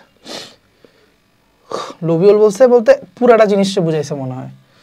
যাই হোক, এটা এখানে ছবিতে যতটুকু বুঝাইছে আমি ততটুকুই, আর বেশি বুঝতে গেলে দেখবা যে ছবি পেঁচায় যাবে, কারণ ছবিদের মধ্যে আসলে আরো অনেক ইনকমপ্লিট ব্যাপার স্যাপার আছে। আচ্ছা, সো আমরা অ্যালভিওলাস নিয়ে পড়ি। অ্যালভিওলাস ফুসফুসের গঠনগত এবং কার্যগত, আমি এটাই বলছিলাম প্রথম থেকে। সো এটার আবরণী হচ্ছে কি মূলত আইসাকার এপিথেলিয়াম। ঠিক আছে, এটার এই অ্যালভিওলাসটা ঠিক আছে, এটার মধ্যে অ্যাকচুয়ালি একদম বাইরের দিকে যে আবরণী কোষগুলো আছে একদম সিম্পল এপিথেলিয়াম, ঠিক আছে, একদম সিম্পল এপিথেলিয়াম। এটা তো বেলুনের মতো একটা, তাই না? এপিথেলিয়াম তো একটা বেলুনের মতো অ্যালভিউলাস গুলা। সো এগুলোর লাইনিং এপিথেলিয়াম বা একদম আবরণী যে কোষগুলো থাকে সেগুলো হচ্ছে আইসাকার, স্কোয়ামাস, সিম্পল স্কোয়ামাস এপিথেলিয়াম, ঠিক আছে, সরল সিম্পল স্কোয়ামাসের ইংলিশ হচ্ছে, বাংলা হচ্ছে আইসাকার। সো সরল আইসাকার এপিথেলিয়াম হচ্ছে কি তোমার এই অ্যালভিউলাসের লাইনিং এপিথেলিয়াম অথবা আবরণী কোষ বলতে পারি। আচ্ছা, ব্যবধায়ক পর্দা, ট্রাভিকুলি নামক একটা ব্যবধায়ক পর্দা থাকে, অর্থাৎ এখানে কিছু ব্যবধায়ক পর্দা থাকে, মাঝখানে কিছু ব্যবধায়ক পর্দা থাকে যেটার নাম হচ্ছে ট্রাভিকুলি। নামটা মনে রাখতে হবে। নাম কি ব্যবধায়ক পর্দার নাম? ট্রাভিকুলি। খুবই ভালো করে মনে রাখতে হবে। আকৃতি মনে রাখলা। এখানে প্রাচীরের যে পাতলারে এটা আসলে মনে রাখা লাগবে। আজমলে 4 আসলেও আমরা আসলে এটাই মনে রাখি বেশি, 0.1 মাইক্রোমিটার। সো তোমরা দুইটা মনে রাখতে পারো, এটা ইনফরমেশন এখানে ইম্পর্টেন্ট। উপরেরটা এত লাগবে না, নিচেরটা লাগবে, ইম্পর্টেন্ট বেশি। সংখ্যাটা খুবই ইম্পর্টেন্ট। নবজাতকে এত, 8 বছরে এত, কিন্তু তোমার যেটা লাগবে সেটা হচ্ছে এইটা, একটা পূর্ণবয়স্ক মানুষের দুইটা ফুসফুস মিলে 700 মিলিয়ন অ্যালভিওলাই থাকে। এটা অনেক বেশি ইম্পর্টেন্ট এবং এগুলো প্রায় 11,800 বর্গ সেন্টিমিটারের মতো জায়গা দখল করে বা শ্বসন তল সৃষ্টি করে। এই দুইটা ইনফরমেশন তোমাদের মুখস্থ থাকা লাগবে। 700 মিলিয়ন বা 70 কোটি, আমি যদি কোটিতে বলি তাহলে 70 কোটি, 700 মিলিয়ন, ঠিক আছে, 700 মিলিয়ন ভিউজ, ঠিক আছে, 700 মিলিয়ন। ওকে, অ্যালভিওলার প্রাচীরে কয়টা ধরনের কোষ থাকে? অ্যালভিওলার প্রাচীরে তো মূলত সিম্পল স্কোয়ামাস এপিথেলিয়াম থাকে, এটাই তো তার মূল কোষ, কিন্তু এছাড়াও আরো 4 ধরনের কোষ থাকে, মোট মিলে 5 ধরনের কোষ। সো 5 ধরনের কোষের নামগুলো পড়ি। Number 1 alveolar type 1। Alveolar type 1 কোষটা হচ্ছে ওই simple squamous epithelium. Alveolar type 2, এই অ্যালভিওলার টাইপ 2 হচ্ছে একটা বিশেষ ধরনের কোষ, ওগুলো স্কোয়ামাস এপিথেলিয়াম, কিন্তু সেখান থেকে সারফেক্ট্যান্ট খরিত হয়। কি খরিত হয়? সারফেক্ট্যান্ট। এটা খুব ইম্পর্টেন্ট। সারফেক্ট্যান্ট কি জিনিস? এটা অ্যালভিওলাসের ভিতরে থাকে একটা ফ্লুইড। সো এইটা কারণে বাচ্চা শ্বাস প্রশ্বাস নিতে পারে। প্রথম শ্বাস প্রশ্বাস নিতেই পারবে না যদি সারফেক্ট্যান্ট না থাকে। সারফেক্ট্যান্ট তোমার খুব কম এফোর্টে লাংসটাকে এক্সপান্ড করতে সাহায্য করে। সেরাস ফ্লুইড না থাকলে যেরকম লাংস এক্সপান্ড করতো না, ঠিক তেমনি সারফেক্ট্যান্ট আরো ইম্পর্টেন্ট। সারফেক্ট্যান্ট প্রতিটা অ্যালভিওলাসের মধ্যে থাকে। সো ওইটা না হলে প্রতিটা অ্যালভিওলাস এক্সপান্ড করতে পারতো না, অ্যালভিওলাস গুলো চুপসে যেত, কলাপস করে যেত, ঠিক আছে, কলাপস করতো, চুপসে যেত। সো সারফেক্ট্যান্ট এতটাই ইম্পর্টেন্ট। সারফেক্ট্যান্ট না হলে বাচ্চা প্রথম কখনো নিঃশ্বাসই নিতে পারতো না। সো এটা কত সপ্তাহে বয়সে খরিত হওয়া শুরু করে? 23 সপ্তাহ বয়সে। তাই 23 সপ্তাহ আগ পর্যন্ত অনেক দেশে অ্যাবর্শন লিগ্যাল। 23 সপ্তাহ পরে, 24 সপ্তাহের পরে মনে করা হয় কি এটা একটা স্বাধীন সত্তার অধিকারী। সো মারলে বিভিন্ন দেশে হচ্ছে আইন অনুযায়ী সেটা হচ্ছে ইলিগ্যাল, তোমার বিরুদ্ধে হচ্ছে ম্যানস্লটার মানে হচ্ছে মানব হত্যার করা হবে, মানে শাস্তি দেওয়া হবে তোমাকে, তোমার মামলা হবে তোমার বিরুদ্ধে। সো এছাড়া কি থাকে? ম্যাক্রোফেজ থাকে, শ্বেতরক্তকণিকা, এন্ডোথেলিয়াল সেল থাকে অর্থাৎ কোষিক জালিকার কোষগুলা, আর রক্তকণিকা মানে হচ্ছে লোহিত রক্তকণিকা, আর বেশি থাকে। সো যারা এই 3টা নাম পড়বে না তাদেরকে হুট করে প্রশ্ন, এটা কিন্তু এক্সট্রা ইনফরমেশন, ঠিক আছে, আলিম স্যারের বইয়ে। সো তারা কিন্তু হুট করে বলো আল্লাহ আরবিসি থাকে নাকি, আমি তো জানি যে না থাকে না, বাট এটা পড়লে তুমি জানবা যে হ্যাঁ আরবিসিও থাকে, আরবিসি থাকে, এন্ডোথেলিয়াল কোষ থাকে, মাইক্রোফেজ থাকে, টাইপ 1 টাইপ 2 অ্যালভিওলাস কোষ থাকে। টাইপ 2 থেকে সারফেক্ট্যান্ট খরিত হয়। আর টাইপ 1টা হচ্ছে সিম্পল এপিথেলিয়াম, লিখে রাখতে পারো। এটা তোমার মূলত গ্যাসিয়াস এক্সচেঞ্জ অর্থাৎ ডিফিউশন, ব্যাপনের কাজে সাহায্য করতেছে। গ্যাসটা ব্যাপনের মাধ্যমে যে তোমার অক্সিজেন কার্বন ডাইঅক্সাইড যে পরিবহন হবে সেটাতে কাজ করতেছে। কারণ এটা দিয়ে তো তোমার দেখা যাবে এখানে ধরো রক্ত থেকে কার্বন ডাইঅক্সাইড এখানে গেল, আবার এখানে তো অক্সিজেন, তাই না, অক্সিজেন এখানে রক্তে আসলো। আচ্ছা আসো সারফেক্ট্যান্ট নিয়ে একটু আরো কথা বলি। সারফেক্ট্যান্ট হচ্ছে কি সেপ্টাল কোষ থেকে খরিত হয়। ওই যে টাইপ 2 যে অ্যালভিওলার কোষ, এটার অপর নামই হচ্ছে সেপ্টাল কোষ। সো লিখে রাখো, টাইপ 2 নিউমোনোসাইটের বা টাইপ 2 অ্যালভিওলার কোষের অপর নাম হচ্ছে সেপ্টাল কোষ, যেখান থেকে ডিটারজেন্ট জাতীয় একটা পদার্থের নাম হচ্ছে সারফেক্ট্যান্ট খরিত হয়। এটার উপাদানগুলো একটা নজরে পড়ে রাখবা, অত ইম্পর্টেন্ট না, বাট ফসফোলিপিড থাকে, এটা অনেক বেশি ইম্পর্টেন্ট। প্রথম ক্ষরণ কোন শুরু হয়? 23 সপ্তাহ বয়সে, এটা বলছি। তাই 24 সপ্তাহের আগে মানব সত্তাকে স্বাধীন অস্তিত্বের অধিকারী গণ্য করা হয় না। ওকে, কাজগুলা পড়বা, আমি কাজগুলা বলছি। আচ্ছা, কেন খুব কম এফোর্টে লাংস এক্সপ্যান্ড করতে পারে? কারণ হচ্ছে এই ফ্লুইডটা তো মানে এটার মানে লাংসের অ্যালভিউলাসের ভিতরে যে ফ্লুইডটা থাকে সেটার পৃষ্ঠটানটা কমায় দেয় বা সারফেস টেনশন কমায় দেয়। খুব ইম্পর্টেন্ট, সারফেস টেনশন তোমরা ফিজিক্সে পড়বা। সারফেস টেনশন কমায় দিলে খুব মানে ওই তরল পদার্থের সারফেস টেনশন কমে গেলে খুব ইজিলি এক্সপ্যান্ড করতে পারে। যেমন একটা বেলুনের মধ্যে আমি যদি তোমাকে বলি সাবান একটা সারফেস টেনশন রিডিউসিং এজেন্ট, বেলুনের মধ্যে তো সাবান ঢুকে দেখবা, তখন বেলুনটা ফুলাইতে কষ্ট কম হবে। কিন্তু তুমি যদি বেলুনের মধ্যে বায়ু বা কিছু না দাও, অর্থাৎ কোনো সাবান টাবান না ঢুকাও, তুমি দেখবা যে বেলুনটা ফুলাইতে কষ্ট বেশি হবে। নিজে একটা ট্রাই করে দেখিও, ঠিক আছে? এগুলো সায়েন্স দ্বারা প্রুভেন। তো এখন আমরা হচ্ছে শ্বসনতন্ত্রের কাজ নিয়ে পড়ি। শ্বসনতন্ত্রের কাজ, আচ্ছা আমি একটু কাজে চেঞ্জ করি, লালে আসি। আচ্ছা, সো শ্বসনতন্ত্রের মূল কাজ কি হবে? শ্বসন গ্যাসগুলো বিনিময় করা, অর্থাৎ অক্সিজেন এবং কার্বন ডাইঅক্সাইডের বিনিময় করা পরিবেশের সাথে, তাই না? সো পরিবেশ থেকে অক্সিজেন নিবে, সেটা অক্সিজেন নিয়ে রক্তে মিশাবে, এন্ড দেন রক্ত থেকে তোমার কার্বন ডাইঅক্সাইড নিয়ে পরিবেশে ত্যাগ করবে। এটা হচ্ছে ফার্স্ট কাজ। সেকেন্ড কাজ যেটা, শক্তি উৎপাদন করা। কারণ আমরা জানি যে এই যে শ্বসন গ্যাসগুলো কেন বিনিময় করতেছে, কারণ অক্সিজেনটা আমি রক্তে নিব, রক্ত থেকে কোষে নিব। সো কোষে নেওয়ার উদ্দেশ্যটা কি? কারণ কোষের ভিতরে যে খাদ্য আছে সেই খাদ্যটাকে আমি জারিত করবো, ভাঙবো। সো ভেঙে সেখানে শ্বসন করবো, শ্বসনের মাধ্যমে শক্তি তৈরি করবো, এটিপি প্রোডাকশন করবো, তাই না? সো আমার এটিপি তৈরি করাও কিন্তু আমার এখানে একটা গুরুত্বপূর্ণ কাজ, কারণ শ্বসনতন্ত্রের মাধ্যমে আমার বহিঃশ্বসন সংগঠিত হচ্ছে। আর বহিঃশ্বসন সংগঠিত হইলে পরবর্তীতে অন্তঃশ্বসন হবে, সেই অন্তঃশ্বসনের মাধ্যমে আমরা কি করবো? এটিপি তৈরি করবো, তাই না? আচ্ছা, তারপরে দেখো, খেয়াল করো যে পানি সাম্য রক্ষা করা, তাপ নিয়ন্ত্রণ করা, অ্যাসিড ক্ষারের সাম্যতা নিয়ন্ত্রণ করা। সো তিনটা সাম্য, পানি সাম্য, তাপ সাম্য এবং অ্যাসিড ক্ষার ব্যালেন্স, ঠিক আছে? অ্যাসিড ক্ষার সমতা বা সাম্য। তাহলে এই তিনটা সাম্য আমি এটাকে বলি যে পাতা অ্যাসিড। সো পানি, তাপ এবং অ্যাসিড ক্ষার সমতা। সো এই তিনটা সাম্য সে মেনটেন করে। এবং এই ক্ষেত্রে অবশ্যই একটা ইনফরমেশন মনে রাখতে হবে, নিঃশ্বাসের মাধ্যমে প্রতিদিন প্রায় 400 থেকে 600 ml এর মতো পানি আমাদের দেহ থেকে বের হয়। এবং এটা আলিম স্যারের বই মনে হয় 600 থেকে 800 লেখা আছে, একটু দেখে নিও এক্সট্রা ইনফরমেশন হিসেবে কারো যদি প্রয়োজন মনে হয়। বাট 400 থেকে 600 এটাই মূলত মেইনলি মনে রাখা লাগে। ওকে, এটাই মূলত মনে রাখা লাগে। ওকে, দেন হচ্ছে আমরা দেখি যে কার্বন ডাইঅক্সাইড যে আমি বের করতেছি, সো কার্বন ডাইঅক্সাইডের সাথে কিন্তু আমার কিছু পরিমাণ তাপ বডি থেকে বের হয়ে যাচ্ছে, কারণ কার্বন ডাইঅক্সাইড একটা গ্রিন হাউস গ্যাস আমরা জানি। সো এদের হিট অ্যাবজর্বেন্স ক্ষমতা বেশি। সো কার্বন ডাইঅক্সাইড বের হয়ে যাওয়া মানে হচ্ছে তার সাথে আসলে কিছুটা হিটও বের হয়ে যাওয়া। ওকে, তো বডি আমাদের তত পরিমাণ হিট থাকবে না, ধরে রাখবে না, কারণ আমার কার্বন ডাইঅক্সাইড বডিতে বেশি থাকলে তত বেশি হিট ধরে রাখবে বডির মধ্যে। আচ্ছা, তো এখন খেয়াল করো যে আমার যখন কার্বন ডাইঅক্সাইড বডি থেকে বের হয় সেটা কিন্তু আমার পিএইচ কন্ট্রোল করতেছে, কারণ কার্বন ডাইঅক্সাইড যখন রক্তে মানে আমাদের দেহে যখন বেশি থাকে তাহলে তো রক্তও বেশি হয়ে যাবে। সো রক্তে বেশি থাকা মানে হচ্ছে রক্তের পানির সাথে সে বিক্রিয়া করে কি তৈরি করবে? কার্বনিক অ্যাসিড তৈরি করবে। সো কার্বনিক অ্যাসিডের পিএইচ কি করবে? রক্তের পিএইচটাকে লো করে দিয়ে লো করে দিবে।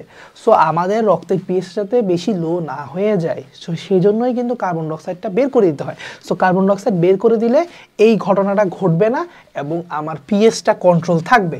ওকে, আচ্ছা, দেন আসো শব্দ উৎপন্ন করা। স্বাভাবিকভাবে শ্বসনতন্ত্রের মধ্যে ল্যারিংস আছে, সো ল্যারিংস শব্দ উৎপন্ন করে। আচ্ছা, হোমিওস্টেসিস মানে সাম্যতা রক্ষা করা। সো আমি যে এই যে সাম্যগুলোর কথা বলছি, এই সাম্যতাগুলো অনেকটা হোমিওস্টেসিসের মধ্যে পড়তেছে। আর হোমিওস্টেসিসের আসল সংজ্ঞা যেটা, সেটা হচ্ছে কি বাহ্যিক পরিবেশ চেঞ্জ হইলো, ঠিক আছে, অভ্যন্তরীণ পরিবেশ কতটা স্ট্যাটিক আছে, এই জিনিসটা হচ্ছে হোমিওস্টেসিস। অর্থাৎ বাইরের পরিবেশের সাথে আমার অভ্যন্তরীণ পরিবেশটাকে খুব বেশি রেগুলেট করা, মানে একটা স্থির রাখা। বাইরের পরিবেশ অনেক চেঞ্জ হতে পারে, অনেক ভেরিয়েবল হতে পারে, ঠিক আছে, এনভায়রনমেন্ট যেমনই হোক না কেন, একটা অভ্যন্তরীণ অবস্থা সাম্যতা বজায় রাখা, সেটাকে আসলে আমরা বলি হোমিওস্টেসিস। তারপরে হচ্ছে উদ্দায়ী গ্যাস নিষ্কাশন। উদ্দায়ী গ্যাস, বিভিন্ন ধরনের উদ্দায়ী গ্যাস আছে, যেমন হচ্ছে ক্লোরোফর্ম, ইথার, অ্যামোনিয়া। সো এগুলো আসলে নিঃশ্বাসের মাধ্যমে কিছু পরিমাণ বের হয়ে যায় আসলে, হ্যাঁ। আর দূষিত পদার্থ প্রবেশ রোধ, যেমন এটা একদম কমন একটা কাজ আমরা জানি যে এই যে সিলিয়া থাকে, মিউকাসযুক্ত কোষ থাকে, তারপর হচ্ছে লোম থাকে, এগুলো কি করে আলটিমেটলি? এগুলো কিন্তু তোমার জীবাণু প্রবেশ রোধ করতেছে, তাই না? আচ্ছা, অল রাইট। এখন আমরা আবার যাই এখন কিসে, যা ফুসফুসের কাজ। হ্যাঁ, এই ফুসফুসের কাজটা ভেরি ভেরি ইম্পর্ট্যান্ট। শ্বসনতন্ত্রের কাজটাও ভেরি ভেরি ইম্পর্ট্যান্ট, কারণ হচ্ছে এখান থেকে তোমাকে বলবে নিচের কোনটা শ্বসনতন্ত্রের কাজ, নিচের কোনটা শ্বসনতন্ত্রের কাজ না। এখন তো পারবা, তাই না? কারণ কাজগুলো তুমি যদি মুখস্থ নাও করো, অ্যাটলিস্ট বুঝে যাও যে কী কাজ করতে পারে শ্বসনতন্ত্র। অপশান দেখলে বুঝবো যে এই কাজ করে শ্বসনতন্ত্র আর এই কাজ করে না, তাই না? আচ্ছা, ফুসফুসের কাজগুলো প্রায় সেম টাইপের কাজই হবে, কিন্তু এখানে কিছু নতুন কিছু অ্যাড হবে। যেমন আগের কিছু তথ্য, তাপমাত্রা, পানি সাম্য, অ্যাসিড ক্ষার সমতা, শব্দ সৃষ্টি, এগুলো সবই আগের মতো থাকবে। শব্দ সৃষ্টিটাও একটু অড লাগতে পারে, কিন্তু ফুসফুসের কাজের মধ্যে দিয়ে রাখছে। আচ্ছা, কি আর করার। এখানে যেটা জিনিসটা খুব বেশি ইম্পর্টেন্ট, এই 3 নাম্বার পয়েন্টটা, সেটা হচ্ছে সেরাটোনিন এবং হিস্টামিন এগুলো সংরক্ষণ এবং বিমুক্ত করা। হ্যাঁ, এবং এটার সাথে আরেকটা মনে হয় আছে, ব্রাডিকাইনিনটা লিখছে। হ্যাঁ, এই যে ব্রাডিকাইনিন অ্যান্ড প্রোস্টাগ্ল্যান্ডিন সংশ্লেষণ এবং দেহ থেকে অপসারণ। সো এই 4টা কেমিক্যালের নাম মনে রাখতে হবে, সেরাটোনিন, হিস্টামিন, ব্রাডিকাইনিন এবং প্রোস্টাগ্ল্যান্ডিন। ঠিক আছে? সো তোমরা চাইলে এটাকে যে কোনো ছন্দ দিয়ে মনে রাখতে পারো। ভাইয়ার কাছে আপাতত এমন কোনো ছন্দ নাই, তোমরা চাইলে সেভাবে মনে রাখতে পারো, বাট আমি এমনি বলে দিব 4টা কেমিক্যালের নাম মনে রাখতে হবে, সেরাটোনিন, হিস্টামিন, ব্রাডিকাইনিন, প্রোস্টাগ্ল্যান্ডিন। ওকে, আচ্ছা। তারপরে আসো যে অ্যাড্রিনালিন নন অ্যাড্রিনালিনকে নিষ্ক্রিয় করে, এটা আসলে অতটা ইম্পর্টেন্ট পয়েন্ট না। আরেকটা ইম্পর্টেন্ট পয়েন্ট হচ্ছে এইটা অনেক বেশি 4টা কেমিক্যালের বাইরে, সেটা হচ্ছে কি এনজিওটেনসিন 1কে এনজিওটেনসিন 2তে কনভার্ট করে। কারণ এই লাংসের কাছে একটা স্পেশাল এনজাইম আছে যেটার নাম হচ্ছে ACH। আমরা অনেক সময় আমাদের জ্বর হইলে আমরা খাই না একটা নাপা, এই নাপা এক ধরনের নাপার নাম হচ্ছে নাপা, প্যারাসিটামলের নাম হচ্ছে ACE. So angiotensin converting enzyme. তো যাই হোক, ওইটা হচ্ছে একটা প্যারাসিটামল, কিন্তু এইখানে এটা কিন্তু প্যারাসিটামল না, এটা হচ্ছে একটা এনজাইমের নাম, angiotensin converting enzyme. Angiotensin converting enzyme. So সেই যেটা করে এনজিওটেনসিন 1কে এনজিওটেনসিন 2তে কনভার্ট করে। ওকে, সো এটাই হচ্ছে তার ফাংশন। ওকে, আচ্ছা। এমনি আমি তোমাকে জানা রাখি এনজিওটেনসিনটা কে রিলিজ করে, এটা একটু ডিটেলসটা তোমাদের জানা থাকা লাগবে। এনজিওটেনসিনোজেন এটা কে রিলিজ করে মনে আছে? লিভার। এটা লিভার রিলিজ করে। এটা হচ্ছে কে রিলিজ করে? লিভার রিলিজ করে। এটা পরবর্তীতে কিডনিতে যায়, কিডনিতে রেনিন, কিডনিতে যা রেনিন একটা এনজাইম আছে। সো সে যেটা করে সে হচ্ছে এনজিওটেনসিন 1-এ কনভার্ট করে। এখন 1টা 2তে কনভার্ট করার জন্য লাগে হচ্ছে এইচ। এইচটা থাকে কই? লাংসে। তাহলে ফার্স্টে হচ্ছে লিভার, লিভার থেকে লাংস, লিভার থেকে কিডনি, কিডনি থেকে দেন লাংস, লাংসে এসে হচ্ছে একদম তার আলটিমেট সক্রিয় রূপ এনজিওটেনসিন 2তে কনভার্ট হয়। ঠিক আছে, এইটা হিস্ট্রিটা জেনে রাখা লাগবে তোমাদেরকে। এছাড়াও ইমিউনোগ্লোবিলিন ক্ষরণ করে। আচ্ছা, এইগুলো পড়বা, ভালো একটু দেখে রাখবা, যাতে তোমাদের এমসিকিউতে যদি বলে যে নিচের কোনো ফুসফুসের কাজ, যাতে তোমরা এটা অ্যান্সার করতে পারো। আচ্ছা, আমরা এখন মেডিকেলের প্রশ্নগুলো বিগত বছরে এখানে কী টাইপের আসছে এবং হচ্ছে ভার্সিটিতে কী টাইপের প্রশ্ন আসছে আমরা একটু দেখি। আমরা এখন দেখবো যে আমরা সব ম্যাক্সিমাম কিছু সলভ করতে পারি। কোন অংশে গ্যাসীয় বিনিময় হয়? গ্যাসীয় বিনিময় মানে হচ্ছে তোমার হচ্ছে বলছিলাম না, উপরের অংশ হবে না, ঊর্ধ্ব শ্বাসনালীতে জীবনও হবে না। তাহলে ট্রাকিয়া আছে, অ্যালভিওলাস আছে, ব্রঙ্কিওলাস আছে, ব্রঙ্কাস আছে। বলো তো কোনটা বেস্ট অপশন হবে? অবশ্যই অ্যালভিওলাস, কারণ আমি বলছিলাম একদম শেষ অঞ্চল, শ্বসন অঞ্চলে হচ্ছে অ্যাকচুয়ালি তোমার শ্বসন গ্যাসগুলো বিনিময় হয়, গ্যাসিয়াস এক্সচেঞ্জ হয় বা গ্যাসীয় বিনিময় হয়। একদম টু বি এক্সাক্ট অ্যালভিওলাস একদম শেষেই কিন্তু এসে কি গ্যাসটা বিনিময় হতেছে, তাই না? আমরা দেখছিলাম যে অ্যালভিওলাস ধরো এইটা, সো এখানে হচ্ছে ব্লাড, সো এখান থেকে অক্সিজেনটা ব্লাডে আসলো, আবার ব্লাডের যে কার্বন ডাইঅক্সাইডটা এখান থেকে অ্যালভিওলাসে গেল। সো একদম গ্যাসীয় বিনিময়টা কোথায় হচ্ছে? একদম শ্বসনতন্ত্রের শেষে বা শ্বসন অঞ্চলে, যাই বলি না কেন। So alveolus. আচ্ছা, সো আমরা 1 নম্বর অপশান বি হবে, ঠিক আছে, কারেক্ট করছি। দেন হচ্ছে নিচের কোনটা মানব দেহের শ্বসনতন্ত্রের বায়ু পরিবহন অঞ্চল না? পরিবহন অঞ্চল শুরু হয় কোথা থেকে? ট্রাকিয়া থেকে বলছিলাম, তাই না? ট্রাকিয়াতে আছে ব্রঙ্কাস, ট্রাকিয়ার পর ব্রঙ্কাস, ঠিক আছে। প্রান্তীয় ব্রঙ্কিওল, ঠিক আছে। অ্যালভিওলার নাড়ি, এটা ঠিক না, কারণ এটা চলে যায় একদম কোথায়? তোমার নিচে, যেটা হচ্ছে শ্বসন অঞ্চল, তাই না? তাইলে এইটা আমাদের অ্যান্সার হবে ডি। যদি এখানে দেখা যাচ্ছে না আসলে, আমরা একটা কাজ করতে পারি, 2 এর অ্যান্সার ডি। দেখছো আমরা ঠিক লিখছি, জাস্ট একটু দেখাইলাম তোমাদেরকে, ক্রস চেক করাইলাম। আচ্ছা লাগবে না। সারফেক্টেন্ট কোথায় পাওয়া যায়? প্রশ্ন কি বলছে? সারফেক্টেন্ট কোথায় পাওয়া যায়? আচ্ছা আমরা একটু দেখি আমাদের ভিডিওটা রেকর্ড হচ্ছে। হ্যাঁ হচ্ছে। তো সারফেক্টেন্ট কোথায় পাওয়া যায়? প্রশ্ন অপশনগুলো পড়ি চলো। শ্বসনতন্ত্র, ষড়যন্ত্র, শ্বাসনালী, অ্যালভিওলাস। অবশ্যই অ্যালভিওলাসে পাওয়া যাবে, তাই না? আচ্ছা অ্যাডামস অ্যাপল কই থাকে? ষড়যন্ত্রের একটা থাইরয়েড তরুণাস্থি, ষড়যন্ত্র। স্বরতন্ত্রীর অবস্থান কোথায়? স্বরতন্ত্রী ল্যারিংসে। স্বরতন্ত্রী বলতে ভোকাল কর্ড বুঝাইছে এখানে অ্যাকচুয়ালি। ফুসফুসের ক্ষেত্রে কোনটা সঠিক? চলো আসি। ডানে 3টা, বামে 2টা। খণ্ড, এটা তো রাইট, প্রথমটাই রাইট, তাইলে 6 নম্বরটা প্রথমটাই রাইট। আচ্ছা তারপরে অ্যালভিওলাসগুলো যে ব্যবধায়ক পদার্থ, ট্রাবিগুলি কোন অংশে বিনিময় ঘটে? অবশ্যই শেষ অংশে, অ্যালভিওলাস। ট্রাকিয়ার শাখাকে কি বলে? ব্রঙ্কাস। ট্রাকিয়া যে শাখায় বিভক্ত হয়, ব্রঙ্কাস। আবৃত পরে পর্দার নাম হচ্ছে প্লিউরা। এটা ঢাকা ইউনিভার্সিটিতে আসছে, রাজশাহী ইউনিভার্সিটিতে আসছে। তারপরে গঠনগত কার্যকর নাম হচ্ছে অ্যালভিওলাস, ফুসফুসের। ওকে, সো আমরা পারবো। তো আসি শ্বসনের শারীরবৃত্ত। এটা আসলে অত ইম্পর্টেন্ট টপিক না, মনে রাখবা শ্বসনটাকে 2টা ভাগে ভাগ করতে পারি, বহিঃশ্বসন এবং অন্তঃশ্বসন। বহিঃশ্বসন হচ্ছে জাস্ট শ্বাসক্রিয়া।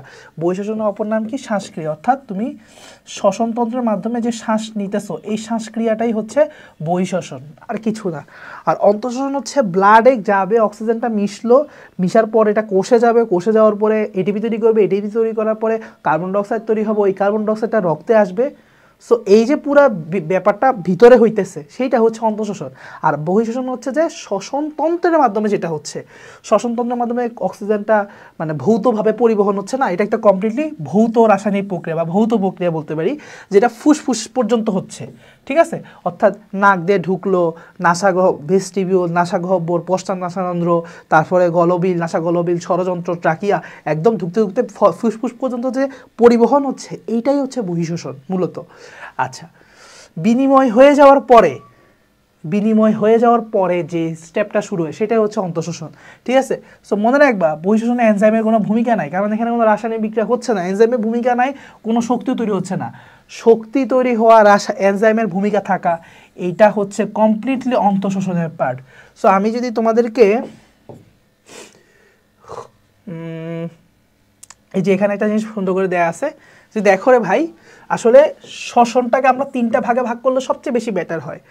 একটা হচ্ছে যে মানে গ্যাসীয় বিনিময়, গ্যাসীয় পরিবহন এবং কোষীয় শ্বসন। সো এই গ্যাসীয় বিনিময় আর কোষীয় শ্বসন, এই পুরো জিনিসটাকে অন্তঃশ্বসন বলে। আর গ্যাসীয় বিনিময় পার্টটাকে শুধুমাত্র বহিঃশ্বসন বলে, মানে অর্থাৎ গ্যাসীয় বিনিময় পর্যন্ত পার্টটাই।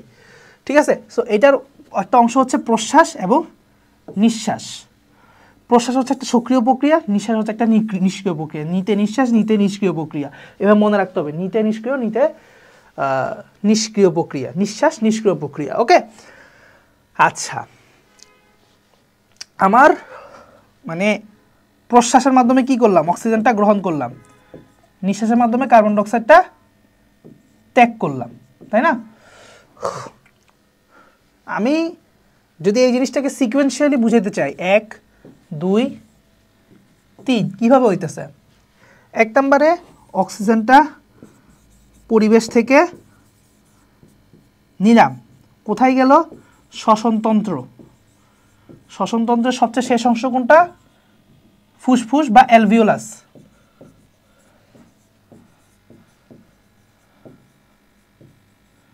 আসার পরে এখান থেকে রক্তে নিলাম, রক্ত থেকে তারপর কই নিব?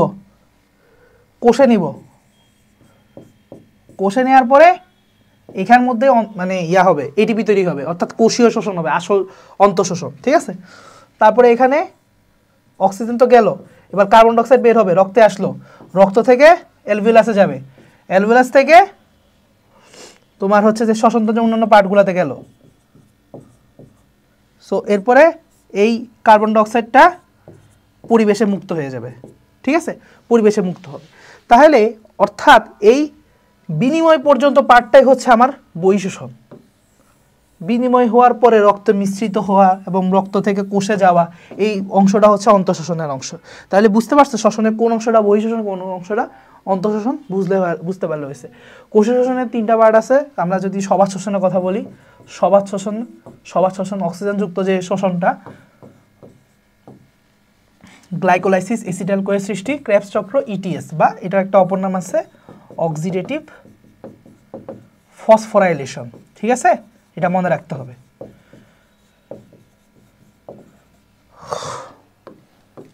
আসো প্রশ্বাস নিঃশ্বাস কার্যক্রম দেখো। প্রশ্বাসের সময় যেটা হয়, ডায়াফ্রামটা তোমার হচ্ছে যে সংকুচিত হয়। ডায়াফ্রাম যখন সংকুচিত হয়, মনে রাখবা এই বাঁকানো ছাতার মতো অংশটা নিচের দিকে চলে যায়। ডায়াফ্রাম যখন সংকুচিত হয়, এই বাঁকানো ছাতার মতো জিনিসটা আর একটু নিচে চলে যায়, একটু সোজা হয়ে যায়, মানে অর্থাৎ কার্ভটা কমে যায়। এখন কার্ভটা কমে গেলে যেটা হয়, একটু চিন্তা করো, এখানে ধরো থোরাসিক ক্যাভিটি, তো থোরাসিক ক্যাভিটি হচ্ছে এইটা, ঠিক আছে। এখন এই জিনিসটা যখন একটু নিচে হয়ে যাবে, থোরাসিক ক্যাভিটির ভলিউমটা বেড়ে গেল না? ভলিউম বেড়ে যাওয়া মানে কি? প্রেশার কমে যাওয়া। আমরা জানি পি ব্যস্তানুপাতিক অফ ভি। সো ভলিউম বেড়ে গেল, তার মানে হচ্ছে প্রেশারটা কমে গেল। প্রেশার কমে গেলে আমরা জানি ব্যাপনের সূত্র অনুযায়ী, বা যদি প্রেশার কমে যায় কোনো কারণে, বেশি প্রেশারের জায়গা থেকে কম প্রেশারের দিকে বাতাস চলে আসবে, বক বেশি থেকে কম। সো বেশি থেকে কম যদি আসে, তাই অটোমেটিক এই মানে বক্ষ গহ্বরের আয়তন বেড়ে যাওয়ার কারণে অটোমেটিক তুমি অক্সিজেন তোমার ভিতরে চলে আসবে। সো এটা হচ্ছে মূল ঘটনা। ডায়াফ্রাম সংকোচন হবে প্রশ্বাসে, এই জন্য প্রশ্বাস একটা সক্রিয় প্রক্রিয়া, কারণ এখানে ডায়াফ্রাম সংকোচন হওয়া লাগে, আর সংকোচনে শক্তি লাগে, এটিপি লাগে। সো সংকোচন হচ্ছে তখন কি হয়, এই যে অনুদৈর্ঘ্য ব্যাসটা বেড়ে গেল, অনুদৈর্ঘ্য ব্যাস বেড়ে গেল, পুরা বক্ষ গহ্বরের আয়তন বেড়ে গেল। আবার এখানে ইন্টারকোস্টাল পেশিও সংকুচিত হয়। ইন্টারকোস্টাল পেশি সংকুচিত হইলে দেখা যায় যে সামনে পিছনের যে ব্যাস, অর্থাৎ অগ্র পশ্চাৎ ব্যাসটাও বেড়ে যায়, অনুপ্রস্থ ব্যাস বেড়ে যায়, সব দিকে বেড়ে গিয়ে পুরা বক্ষ গহ্বরের আয়তন বেড়ে যায়। পি ব্যস্তানুপাতিক 1/v, অর্থাৎ প্রেশার কমে যায়, তখন অটোমেটিক বাতাস ভিতরে চলে আসে বক্ষ গহ্বরের ভিতরে, অর্থাৎ ফুসফুসের ভিতরে বায়ু প্রবেশ করে নাকের মাধ্যমে, নাসিকা ছিদ্রের মাধ্যমে বা নাসারন্ধ্রের মাধ্যমে। নিঃশ্বাস কি হয়, এই ডায়াফ্রাম আর ইন্টারকোস্টাল পেশিগুলো আগের জায়গায় ফিরে আসে, ঠিক আছে। এখানে কোনো এক্সট্রা শক্তির প্রয়োজন হয় না, জাস্ট মাসেলগুলো রিল্যাক্স করে রিল্যাক্সেশনে চলে আসে, তখন আবার কমে যায় জায়গা, তখন প্রেশার আবার বেড়ে যায়, তাহলে আবার বেশি থেকে কম তোমার ভিতর থেকে বাইরের দিকে কার্বন ডাইঅক্সাইড যুক্ত বাতাস বের হয়ে যায়, যেটাকে আমরা নিঃশ্বাস বলি। এখানে যেটা ইম্পর্টেন্ট সেটা হচ্ছে মাথায় রাখতে হবে, প্রশ্বাসে ডায়াফ্রাম এবং ইন্টারকোস্টাল পেশি সংকুচিত হয়, নিঃশ্বাসে এই দুইটা পেশি শিথিল বা প্রসারিত হয়, যাই বলি না কেন, ঠিক আছে। আর এটা সক্রিয় প্রক্রিয়া, এটা নিষ্ক্রিয় প্রক্রিয়া, এতটুকু জানলে হবে। এখানে যেটা জানতে হবে শ্বসন হার, রেসপিরেটরি রেট, এটা খুবই ইম্পর্টেন্ট। বয়স্কদের ক্ষেত্রে পূর্ণবয়স্ক 14 থেকে 18 বার, ভেরি ভেরি ভেরি ইম্পর্টেন্ট। এটার থেকেও আরও বেশি ইম্পর্টেন্ট বাচ্চাদের হচ্ছে 40 বার, মানে 5 স্টার মার্কা ইম্পর্টেন্ট প্রশ্ন। তাহলে আমি আবারও রিপিট করি, বয়স্ক বা পূর্ণবয়স্ক লোকদের 14 থেকে 18 বার মিনিটে, এটা হচ্ছে নর্মাল রেসপিরেশন রেট। তো এটা কিন্তু প্রশ্বাস প্লাস নিঃশ্বাস দুইটা মিলায়, ঠিক আছে, মিলায় হচ্ছে 14 থেকে 18 বার আমি প্রশ্বাস নিঃশ্বাস নিতেছি, 14 থেকে 18 বার। আর শিশুরা স্মল শ্যালো ব্রেথ নেয়, মানে হচ্ছে বাচ্চারা কিন্তু বেশি পরিমাণ বাতাস একসাথে নিতে পারে না, তাই দেখা যায় কি কম কম করে নেয় বা বেশি বারবার করে নেয়। আর আমরা বড় করে নিঃশ্বাস নিই, সময় ধরে নিঃশ্বাসটা নেই, প্রশ্বাসটাও ছাড়ি অনেক সময় ধরে। সো দেখা যায় কি এই জন্য আমাদের রেসপিরেটরি রেটটা কম, ঠিক আছে। অনেকে আবার প্রশ্ন করে, ভাইয়া বাচ্চাদের বেশি কেন? বাচ্চারা অত বেশি পরিমাণ বাতাস একসাথে নিতে পারে না। সো বাচ্চারা কি করে, যেটা যে অল্প অল্প করে নেয় বাট বারবার করে নেয়, ঠিক আছে, ফ্রিকোয়েন্সিটা তাদের বেশি, রেসপিরেশন রেটটা তাদের বেশি। আচ্ছা, বায়ু ধারণ ক্ষমতা, এক্সট্রা ইনফরমেশন, এগুলো মুখস্থ করে নিও ইনফরমেশন যা আছে, কারণ আব্দুল আলিম স্যারের বইয়ে আছে, এগুলো থেকে প্রশ্ন হইতেও পারে, কিন্তু ঠিক আছে এক্সট্রা ইনফরমেশন হিসেবে এগুলো দেখবা। টাইডাল ভলিউম কি? নর্মালি আমার ফুসফুসে যতটুকু ভলিউম আমি ইনটেক করতেছি, ঠিক আছে, নর্মাল রেসপিরেশন আমি যতটুকু বাতাস গ্রহণ করি এবং ত্যাগ করি, ঠিক আছে, সেটা হচ্ছে 500 ml এর মতো, সেটার পরিমাণটা 500 ml এর মতো। এগুলো very very important for extra information. Okay, residual volume কি জিনিস? রেসিডুয়াল ভলিউম হচ্ছে কি আমি সবচেয়ে জোর করে বাতাস বের করে দেওয়ার পরও কিছু পরিমাণ বাতাস সবসময় ফুসফুসে থাকে, সেটাকেই বলা হয় রেসিডুয়াল ভলিউম, ঠিক আছে, সেটা হচ্ছে 1500 ml এর মতো। ভাইটাল ক্যাপাসিটি হচ্ছে কি জিনিস? ভাইটাল ক্যাপাসিটি হচ্ছে যে তুমি রেসিডুয়াল ভলিউম বাদ দিয়ে তুমি সর্বোচ্চ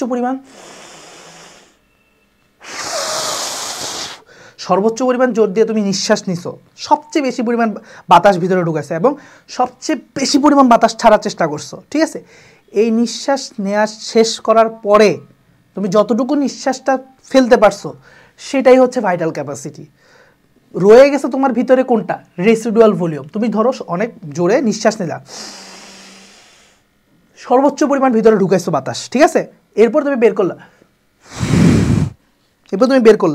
তো বের করার পরেও যেটা রয়ে যায় সেটা হচ্ছে রেসিডুয়াল ভলিউম, ঠিক আছে। আর যেটা তুমি বের করতে পারছো সর্বোচ্চ পরিমাণ বাতাস নেওয়ার পরে, সর্বোচ্চ পরিমাণ বাতাস যতটুকু বের করতে পারছো সেটা হচ্ছে তোমার ভাইটাল ক্যাপাসিটি, যেটা হচ্ছে 4500। আর টোটাল ক্যাপাসিটি, ভাইটাল ক্যাপাসিটি, তো এইটা হচ্ছে দৌড়বিদদের ক্ষেত্রে কত? 6000 ml এর মতো, ঠিক আছে। সো দৌড়বিদদের ভাইটাল ক্যাপাসিটি বেশি থাকে, ঠিক আছে, এটা হচ্ছে ইম্পর্টেন্ট। নর্মাল মানুষদের 4500 আর দৌড়বিদদের হচ্ছে 6000 ml বা 6 লিটারই আমরা বলতে পারি চাইলে, 6 লিটার। আচ্ছা, এখানে খুব গুরুত্বপূর্ণ নার্ভ সাপ্লাই আছে। ডায়াফ্রামকে কোন স্নায়ু সাপ্লাই দেয়? সেটা হচ্ছে ফ্রেনিক নার্ভ বা ফ্রেনিক স্নায়ু। ফুসফুসকে হচ্ছে ভেগাস নার্ভ সাপ্লাই দেয়। ইন্টারকোস্টাল পেশিকে ইন্টারকোস্টাল স্নায়ু সাপ্লাই দেয়। এটা খুবই ইম্পর্টেন্ট ইনফরমেশান। ওকে, ফ্রেনিক স্নায়ু উদ্দীপ্ত হইলে ডায়াফ্রাম সংকুচিত হয়। ভেগাস নার্ভ যাই হচ্ছে ফুসফুসকে কন্ট্রোল করে, ইন্টারকোস্টাল নার্ভ ইন্টারকোস্টাল মাসেল বা পেশিকে কন্ট্রোল করে। ইন্টারকোস্টাল পেশিগুণগুলো ওই যে রিপসের মাঝখানে যে পেশি থাকে, এটা একটা রিপস, ধরো এটা একটা রিপস, ঠিক আছে, রিপস মানে পশুকা। সো পশুকার মাঝখানে যে পেশি থাকে ইন্টারকোস্টাল, সেটাই হচ্ছে আসলে ইন্টারকোস্টাল পেশি। আচ্ছা, এখন আমরা হচ্ছে শ্বাস প্রশ্বাস নিয়ন্ত্রণ নিয়ে কিছু কথা বলি। দেখো এখানে অনেক ইনফরমেশান আছে, আমি জাস্ট এগুলো রিডিং দিয়ে যাই, কারণ হচ্ছে এগুলো থেকে প্রশ্ন আসার সম্ভাবনা হচ্ছে 0.01%, কারণ এগুলো অনেক কঠিন, এখান থেকে প্রশ্ন নাই দিতে পারে। যেগুলো হায়েস্ট দিবে সেগুলো বলি। শ্বসন কেন্দ্র কয়টা? শ্বসন কেন্দ্র হচ্ছে 4টা। এই ইনফরমেশানটা লাগবে। শ্বসন কেন্দ্র 4টার নাম মুখস্থ রাখা লাগবে না, বলে দিই তারপরও। Dorsal respiratory group of neuron, ventral respiratory group of neuron, pneumotaxic centre এবং অ্যাপনিওস্টিক সেন্টার, ঠিক আছে। সো এগুলো হচ্ছে মোটিয়া। তার মধ্যে প্রথম দুইটা হচ্ছে কি মেডুলা অবলাঙ্গাটাতে, ঠিক আছে, প্রথম দুইটা মেডুলা অবলাঙ্গাটা, আর পরের দুইটা হচ্ছে পন্সের পার্শ্বদেশে। ওকে, আচ্ছা, প্রথম দুইটা হচ্ছে মেডুলা অবলাঙ্গাটা, একটা সামনে একটা পিছে, ভেন্ট্রাল মানে সামনে, একটা হচ্ছে পিছনে থাকে, সামনে পিছনে থাকে, আর এগুলো হচ্ছে পন্সের দুই পাশে থাকে, ঠিক আছে, নিউমোট্যাক্সিস সেন্টার আর অ্যাপনিওস্টিক সেন্টার। আচ্ছা, আর লাগবে না। হেরিংবোন রিফ্লেক্সটার মনে রাখবা। নর্মালি আমাদের শ্বাস প্রশ্বাসটা একটা রিফ্লেক্স দ্বারা কন্ট্রোল হচ্ছে, যেটার নাম হচ্ছে হেরিংবোন রিফ্লেক্স। এটা কি? এটা হচ্ছে যখন তুমি এনাফ পরিমাণ বাতাস নিচ্ছ বডিতে, মানে ফুসফুসে, তখন ফুসফুসে অ্যালভিউলাসের কাছাকাছি ব্রঙ্কিউল যারা আছে তাদের এখানে কিছু শটান রিসেপ্টর থাকে বা স্ট্রেচ রিসেপ্টর থাকে। সো এই স্ট্রেচ রিসেপ্টরগুলো তখন অ্যাক্টিভেটেড হয়ে যায়, তখন বলে যে আর বাতাস নিস না, নাহলে ফাইটে যাবে বেলুন, অর্থাৎ অ্যালভিউলাস ফেটে যাবে। তখন অ্যাপনিওস্টিক সেন্টারটা কি করে? যে বন্ধ করে দেয়, তখন হচ্ছে বলে যে হ্যাঁ আর লাগবে না, বাতাস নেওয়া থামাও, অফ করো। সো অফ করে দেয়। তারপর আমি আবার বাতাস নিয়ে অফ করলার পরে ভিতরে গেল সব কিছু, কার্বন ডাইঅক্সাইড প্রোডাকশন হইলো। দেন আমার চিন্তা হলো যে না, আমি তো বাতাস জানিছি এনাফ না, এখন বাতাসটা ছাড়া লাগবে, ঠিক আছে। তখন নিঃশ্বাস প্রক্রিয়া শুরু হয়ে যায়। সো প্রশ্বাস শেষ করার সাথে সাথে নিঃশ্বাসটা শুরু হয়ে যায় এভাবে। ওকে, সো এইভাবে যে রিফ্লেক্স অ্যাকশনের মাধ্যমে কাজ করতেছে, এইটার নামে হচ্ছে হেরিংবোনের রিফ্লেক্স। এখানে রিফ্লেক্স কেন বলে, কারণ এখানে স্পাইনাল কর্ড জড়িত। স্পাইনাল কর্ডের পরে ব্রেন এটাকে নির্দেশ দেওয়া লাগে না। রিফ্লেক্স কথাটা অর্থই সবসময় মনে রাখবা, এটা নির্দেশ দেওয়ার জন্য ব্রেন লাগে না, স্পাইনাল কর্ড লেভেলে এটা নির্দেশ চলে আসে, অর্থাৎ লোয়ার ব্রেন লেভেলে। স্পাইনাল কর্ডকে অনেক সময় লোয়ার ব্রেন বলা হয়। সো লোয়ার ব্রেন লেভেলে এটা নির্দেশনা দেওয়া শেষ, কারণ সব কিছু যদি ব্রেনে পাঠায় সমস্যা আছে। সব বড় সমস্যা, ব্রেন হচ্ছে বড় সমস্যা ডিল করার জন্য। এরকম ছোটোখাটো সমস্যা যেগুলো প্রতিদিন ডিল করা লাগবে, এগুলোর জন্য সবসময় মনে রাখবা রিফ্লেক্সের মাধ্যমে আমাদের কাজ হয়ে যায়, বা স্পাইনাল কর্ডের মাধ্যমে আমাদের কাজ হয়ে যায়। আচ্ছা, এছাড়াও আরও রিফ্লেক্সের নাম আছে, স্নিচিং রিফ্লেক্স, কফিং reflex, gagging reflex, gag reflex, glossopharyngeal নার্ভের মাধ্যমে হয়। কোনটা কোন নার্ভের মাধ্যমে হয় এগুলো একটু মনে রাখতে হবে। স্নিচিং রিফ্লেক্স অলফ্যাক্টরি নার্ভ, কফিং রিফ্লেক্স হচ্ছে ভেগাস নার্ভের মাধ্যমে, আর গ্যাগ রিফ্লেক্স হচ্ছে গ্লসোফ্যারিঞ্জিয়াল নার্ভের মাধ্যমে। সো নার্ভ সহ একটু এক্সট্রা ইনফরমেশন মনে রাখতে পারলে ভালো, না রাখতে পারলে কোনো সমস্যা নেই। মেডিকেল ভর্তি পরীক্ষার জন্য অ্যাটলিস্ট এগুলো হেভি ইম্পর্টেন্ট না। তুমি দেখবে যেগুলো কোচিং এক্সামে অনেক বেশি আসতেছে, বাট মেডিকেল ভর্তি পরীক্ষায় দেখো বিগত 10 বছরও কয়টা প্রশ্ন আসছে, পাবা না। পড়লে পড়বা, এগুলো এক্সট্রা ইনফরমেশন, বাট দরকার নাই। তারপরে হচ্ছে বাতাসের ঘনত্ব কত থেকে কত হইলে, এই যে এইটা খুব ইম্পর্টেন্ট, 0.25% বাড়লে শ্বসনের হার দ্বিগুণ হয়, অন্যদিকে অক্সিজেনের ঘনত্ব 20% থেকে 5% নামলে তখন যে দ্বিগুণ হয়। এই দুটো ইনফরমেশন লাগবে। আর আরেকটা জিনিস হচ্ছে কি, কার্বন ডাইঅক্সাইডের রক্তে কার্বন ডাইঅক্সাইডের ঘনত্বটা হচ্ছে প্রধান উদ্দীপনা হিসাবে কাজ করে, আর গৌণ উদ্দীপনা হিসাবে কাজ করে হচ্ছে হাইড্রোজেন আয়নের ঘনমাত্রা। এই দুইটা কথা মনে রাখবা। আর এই যে 3টা কথা মনে রাখবা, শেষ, আর লাগবে না, এখানে যা বলছো শেষ। নিয়ন্ত্রণ অঙ্গ কেমোরিসেপ্টর কই থাকে, ক্যারোটিড এবং এওটিক বডিতে। জাস্ট এই কথাটা মনে রাখলে হবে, আর লাগবে না। আচ্ছা, এখানে বহুত কথা মেকানিজম লিখছে, যদি আগে থেকে বুঝে থাকো, পড়ে বুঝার চেষ্টা করো, বুঝতে পারো বুঝো, নাহলে লাগবে না, ঠিক আছে? কারণ এগুলো থেকে প্রশ্ন আসে না তেমন একটা। বিশেষ তথ্য হুদাই দরকার নেই। আচ্ছা আসো, এখন প্রশ্বাস বায়ুতে কতটুকু কার্বন ডাইঅক্সাইড থাকে? 0.04 বা 0.3 আসলে এখানে আসলে ভুল, ঠিক আছে? এটা যদি হয় তাহলে 0.04 লিখলে তখন অ্যান্সারটা হইতো। আচ্ছা, 14 থেকে 18 বার, হ্যাঁ ইয়াপ। সো বিশ্রামকালে কত? আচ্ছা, আবারও সেম থিং, 14 থেকে 18 বার। দেখছো, এই সেম প্রশ্ন কিন্তু আসছে কয়েকবারই। শ্বাসরঞ্জক, আমাদের শ্বাসরঞ্জকের নাম হচ্ছে হিমোগ্লোবিন। পলিকিডদের হচ্ছে ক্লোরোক্রুনিন, হিমোসায়ানিন হচ্ছে মলাস্কা আর্থ্রোপোডাদের, হিমোএরিথ্রিন হচ্ছে এদের। সো এইগুলো হচ্ছে এক্সট্রা ইনফরমেশান, লাগবে না। আমি কেন কাটা দিলাম, কারণ হচ্ছে কেউ মুখস্থ করতে পারলে ভালো, না করতে পারলে মরে যাওয়ার দরকার নেই, কারণ এগুলো আসে না। সত্যি কথা বলতে গেলে, যেটা অনেক জায়গায় অনেক পড়াবে, বাট আমি ভাইয়া পড়া কমাই দিতে বিশ্বাস করি। ভাইয়া এত বেশি মনে রাখতে বলবো না, কারণ সব মনে রাখতে গেলে ইম্পর্টেন্ট জিনিস মনে রাখতে পারবো না। এরপরে আসো, হিমোগ্লোবিনের আণবিক ওজন জীবনও লাগবে না। আমরা জানবো কোথায় থাকে, আরবিসিতে থাকে, অর্থাৎ লোহিত রক্তকণিকায় থাকে, এতটুকু জানলেই হবে। গঠন 4টা একক নিয়ে গঠিত হয়। হিমোগ্লোবিনের 4 ইউনিটস থাকে, 4টা হিমোগ্লোবিনের ইউনিট থাকে, মনে রাখতে হবে। হিমোগ্লোবিনের 4টা ইউনিট থাকে, 1টা 2টা 3টা 4টা। সো 4টা ইউনিটে 4 অণু অক্সিজেন ক্যারি করতে পারে, ঠিক আছে? 4 প্রতি। তাইলে যদি এখন প্রশ্ন করে হিমোগ্লোবিন কয় পরমাণু অক্সিজেন ধরে রাখতে পারে, উত্তর হচ্ছে 4 দুগুণা 8টা, নট 4টা। পরমাণু বলছি, অণু বললে 4 অণু, পরমাণু বললে 8 অণু, 8 পরমাণু। আচ্ছা, প্রতিটা একক আবার গ্লোবিন এবং হিম দিয়ে গঠিত। হিম এবং গ্লোবিনের অনুপাতটা খুবই মনে রাখতে হবে, খুবই important, 1:25। Him is to globin equals to 1:25। এটা খুবই ইম্পর্টেন্ট। এই হিমের মধ্যে আবার আয়রন থাকে হচ্ছে 33.33%, অর্থাৎ এই হিমেরও কিন্তু পুরোটা লোহা না, এই হিমেরও জাস্ট 33.33% হচ্ছে আয়রন। এইটাও অনেক ইম্পর্টেন্ট, এখানে থাকা ইচ অ্যান্ড এভরি ইনফরমেশন হচ্ছে ভেরি ভেরি ইম্পর্টেন্ট। তোমার সমগ্র রক্তের মধ্যে 4 থেকে 5 গ্রাম লোহা থাকে। আমাদের আগের বইগুলোতে লেখা ছিল 3 গ্রাম, যেটা আসলে অ্যাকুরেট ছিল না। এখন যেটা আসছে সেটাই ঠিক। আমাদের পুরা রক্তের মধ্যে টোটাল 4 to 5 গ্রাম তুমি লোহা বা আয়রন তুমি পাবা, ঠিক আছে? এটার কাজ কি অক্সিজেন পরিবহন করা মূলত, এছাড়া সামান্য পরিমাণ কার্বন ডাইঅক্সাইড পরিবহন করে। সো অনেক সময় অনেকে জানে না যে এটা যে কার্বন ডাইঅক্সাইড পরিবহন করে, বলতে হবে সামান্য পরিমাণ কার্বন ডাইঅক্সাইড পরিবহনে কিন্তু এটা ভূমিকা আছে, এটা জেনে রাখতে হবে। নাহলে অপশানে যদি থাকে তুমি কিন্তু ভুল করবা যে কার্বন ডাইঅক্সাইড পরিবহন করে নাকি, তুমি এটা মনে করবা না সে কিন্তু কার্বন ডাইঅক্সাইড পরিবহনেও সাহায্য করে, কিন্তু সেটা কম পরিমাণ।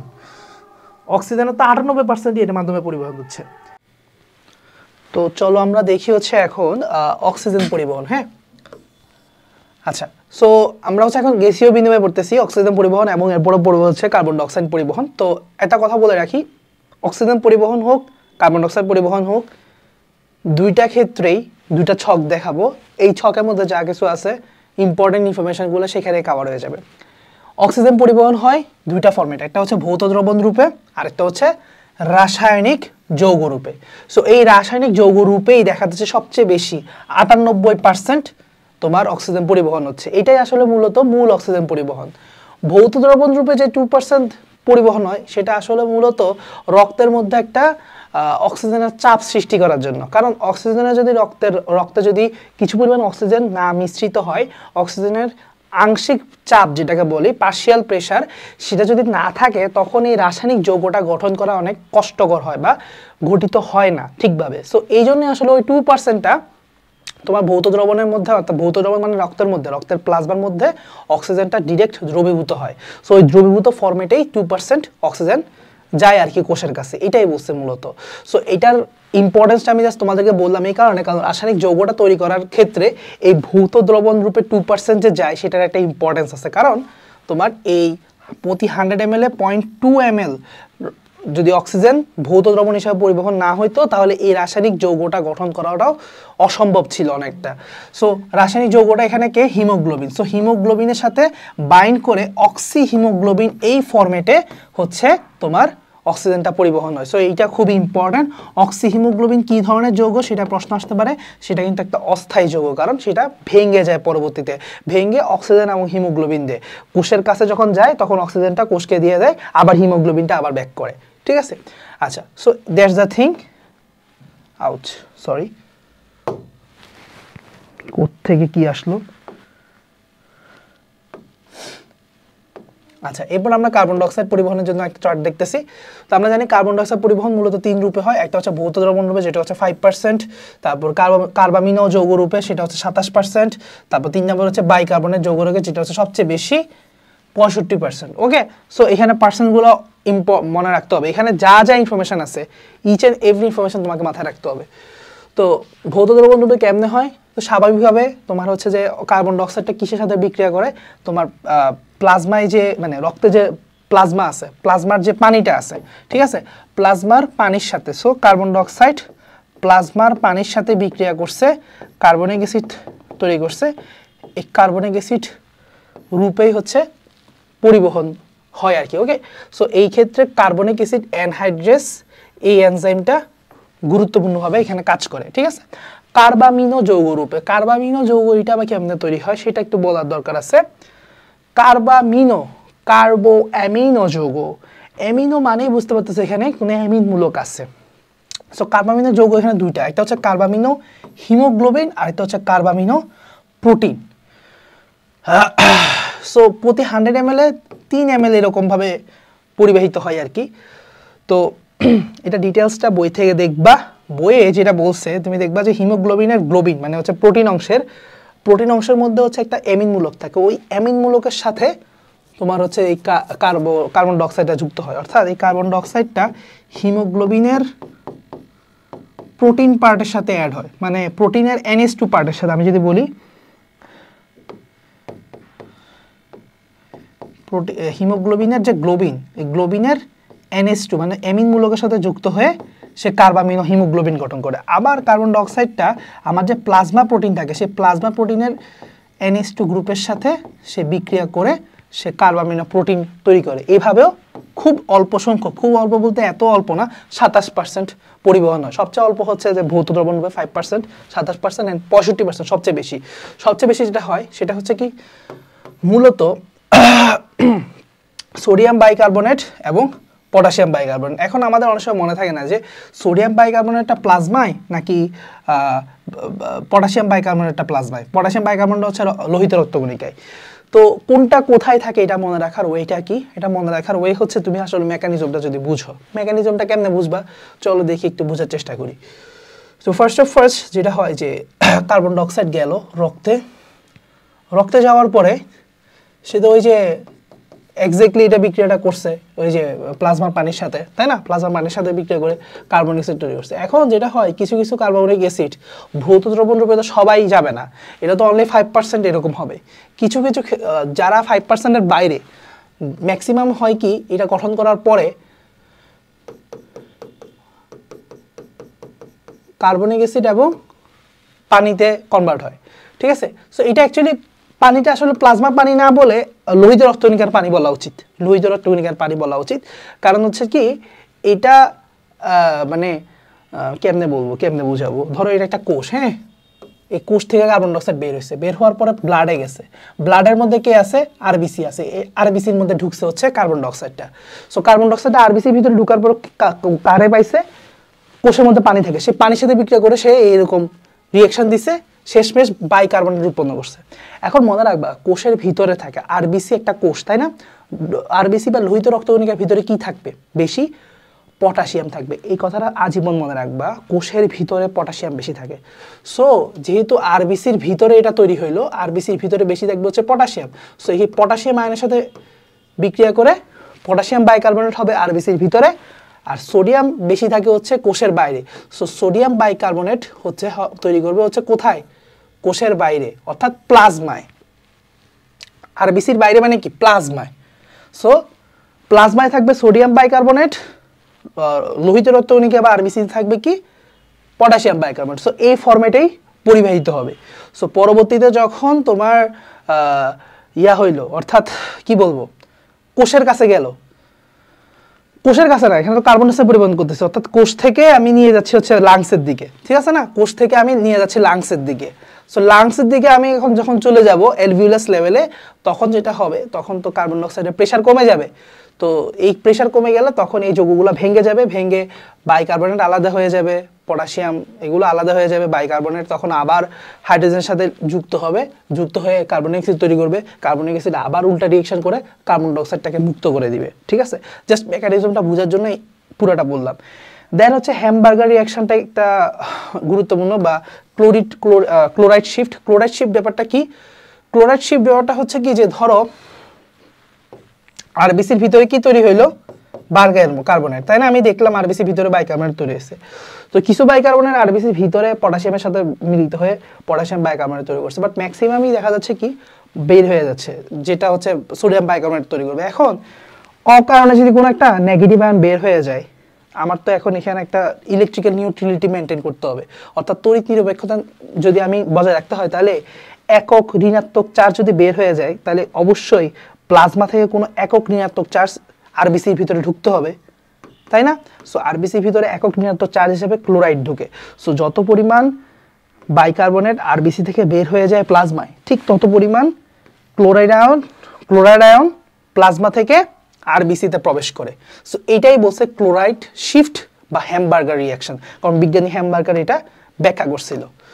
আচ্ছা, ক্লোরাইড শিফট সহজে মনে রাখি দরকার নাই, বুঝাইছি তো আমি, বুঝছো না? সহজে মনে রাখে বলতে আমি যা বলছি তাই, অ্যাকচুয়ালি আরবিসির ভিতরে তোমার বাইকার্বনেট তৈরি হয়েছে, আমরা রিঅ্যাকশন দেখছি, সো এইটা বের করে দেয়, সো ওই পরিমাণ ক্লোরাইডটা আরবিসির ভিতরে প্রবেশ করায়। ওকে, আচ্ছা, এখানে কিছু ইনফরমেশন আছে, এগুলো ইম্পর্টেন্ট, মনে রাখবা। অ্যালভিউলাসে অক্সিজেনের চাপ কত থাকে, কার্বন ডাইঅক্সাইডের চাপ কত থাকে, কোষীয় জালিকা কত থাকে, এটা ভেরি ভেরি ইম্পর্টেন্ট, এটা মুখস্থ রাখবে, একসাথে দেয়া আছে ইনফরমেশনগুলো। তারপরে আসো শ্বসন গ্যাস পরিবহনের প্রভাবক চারটা কি কি, এগুলো পড়বা, রিডিং দাও।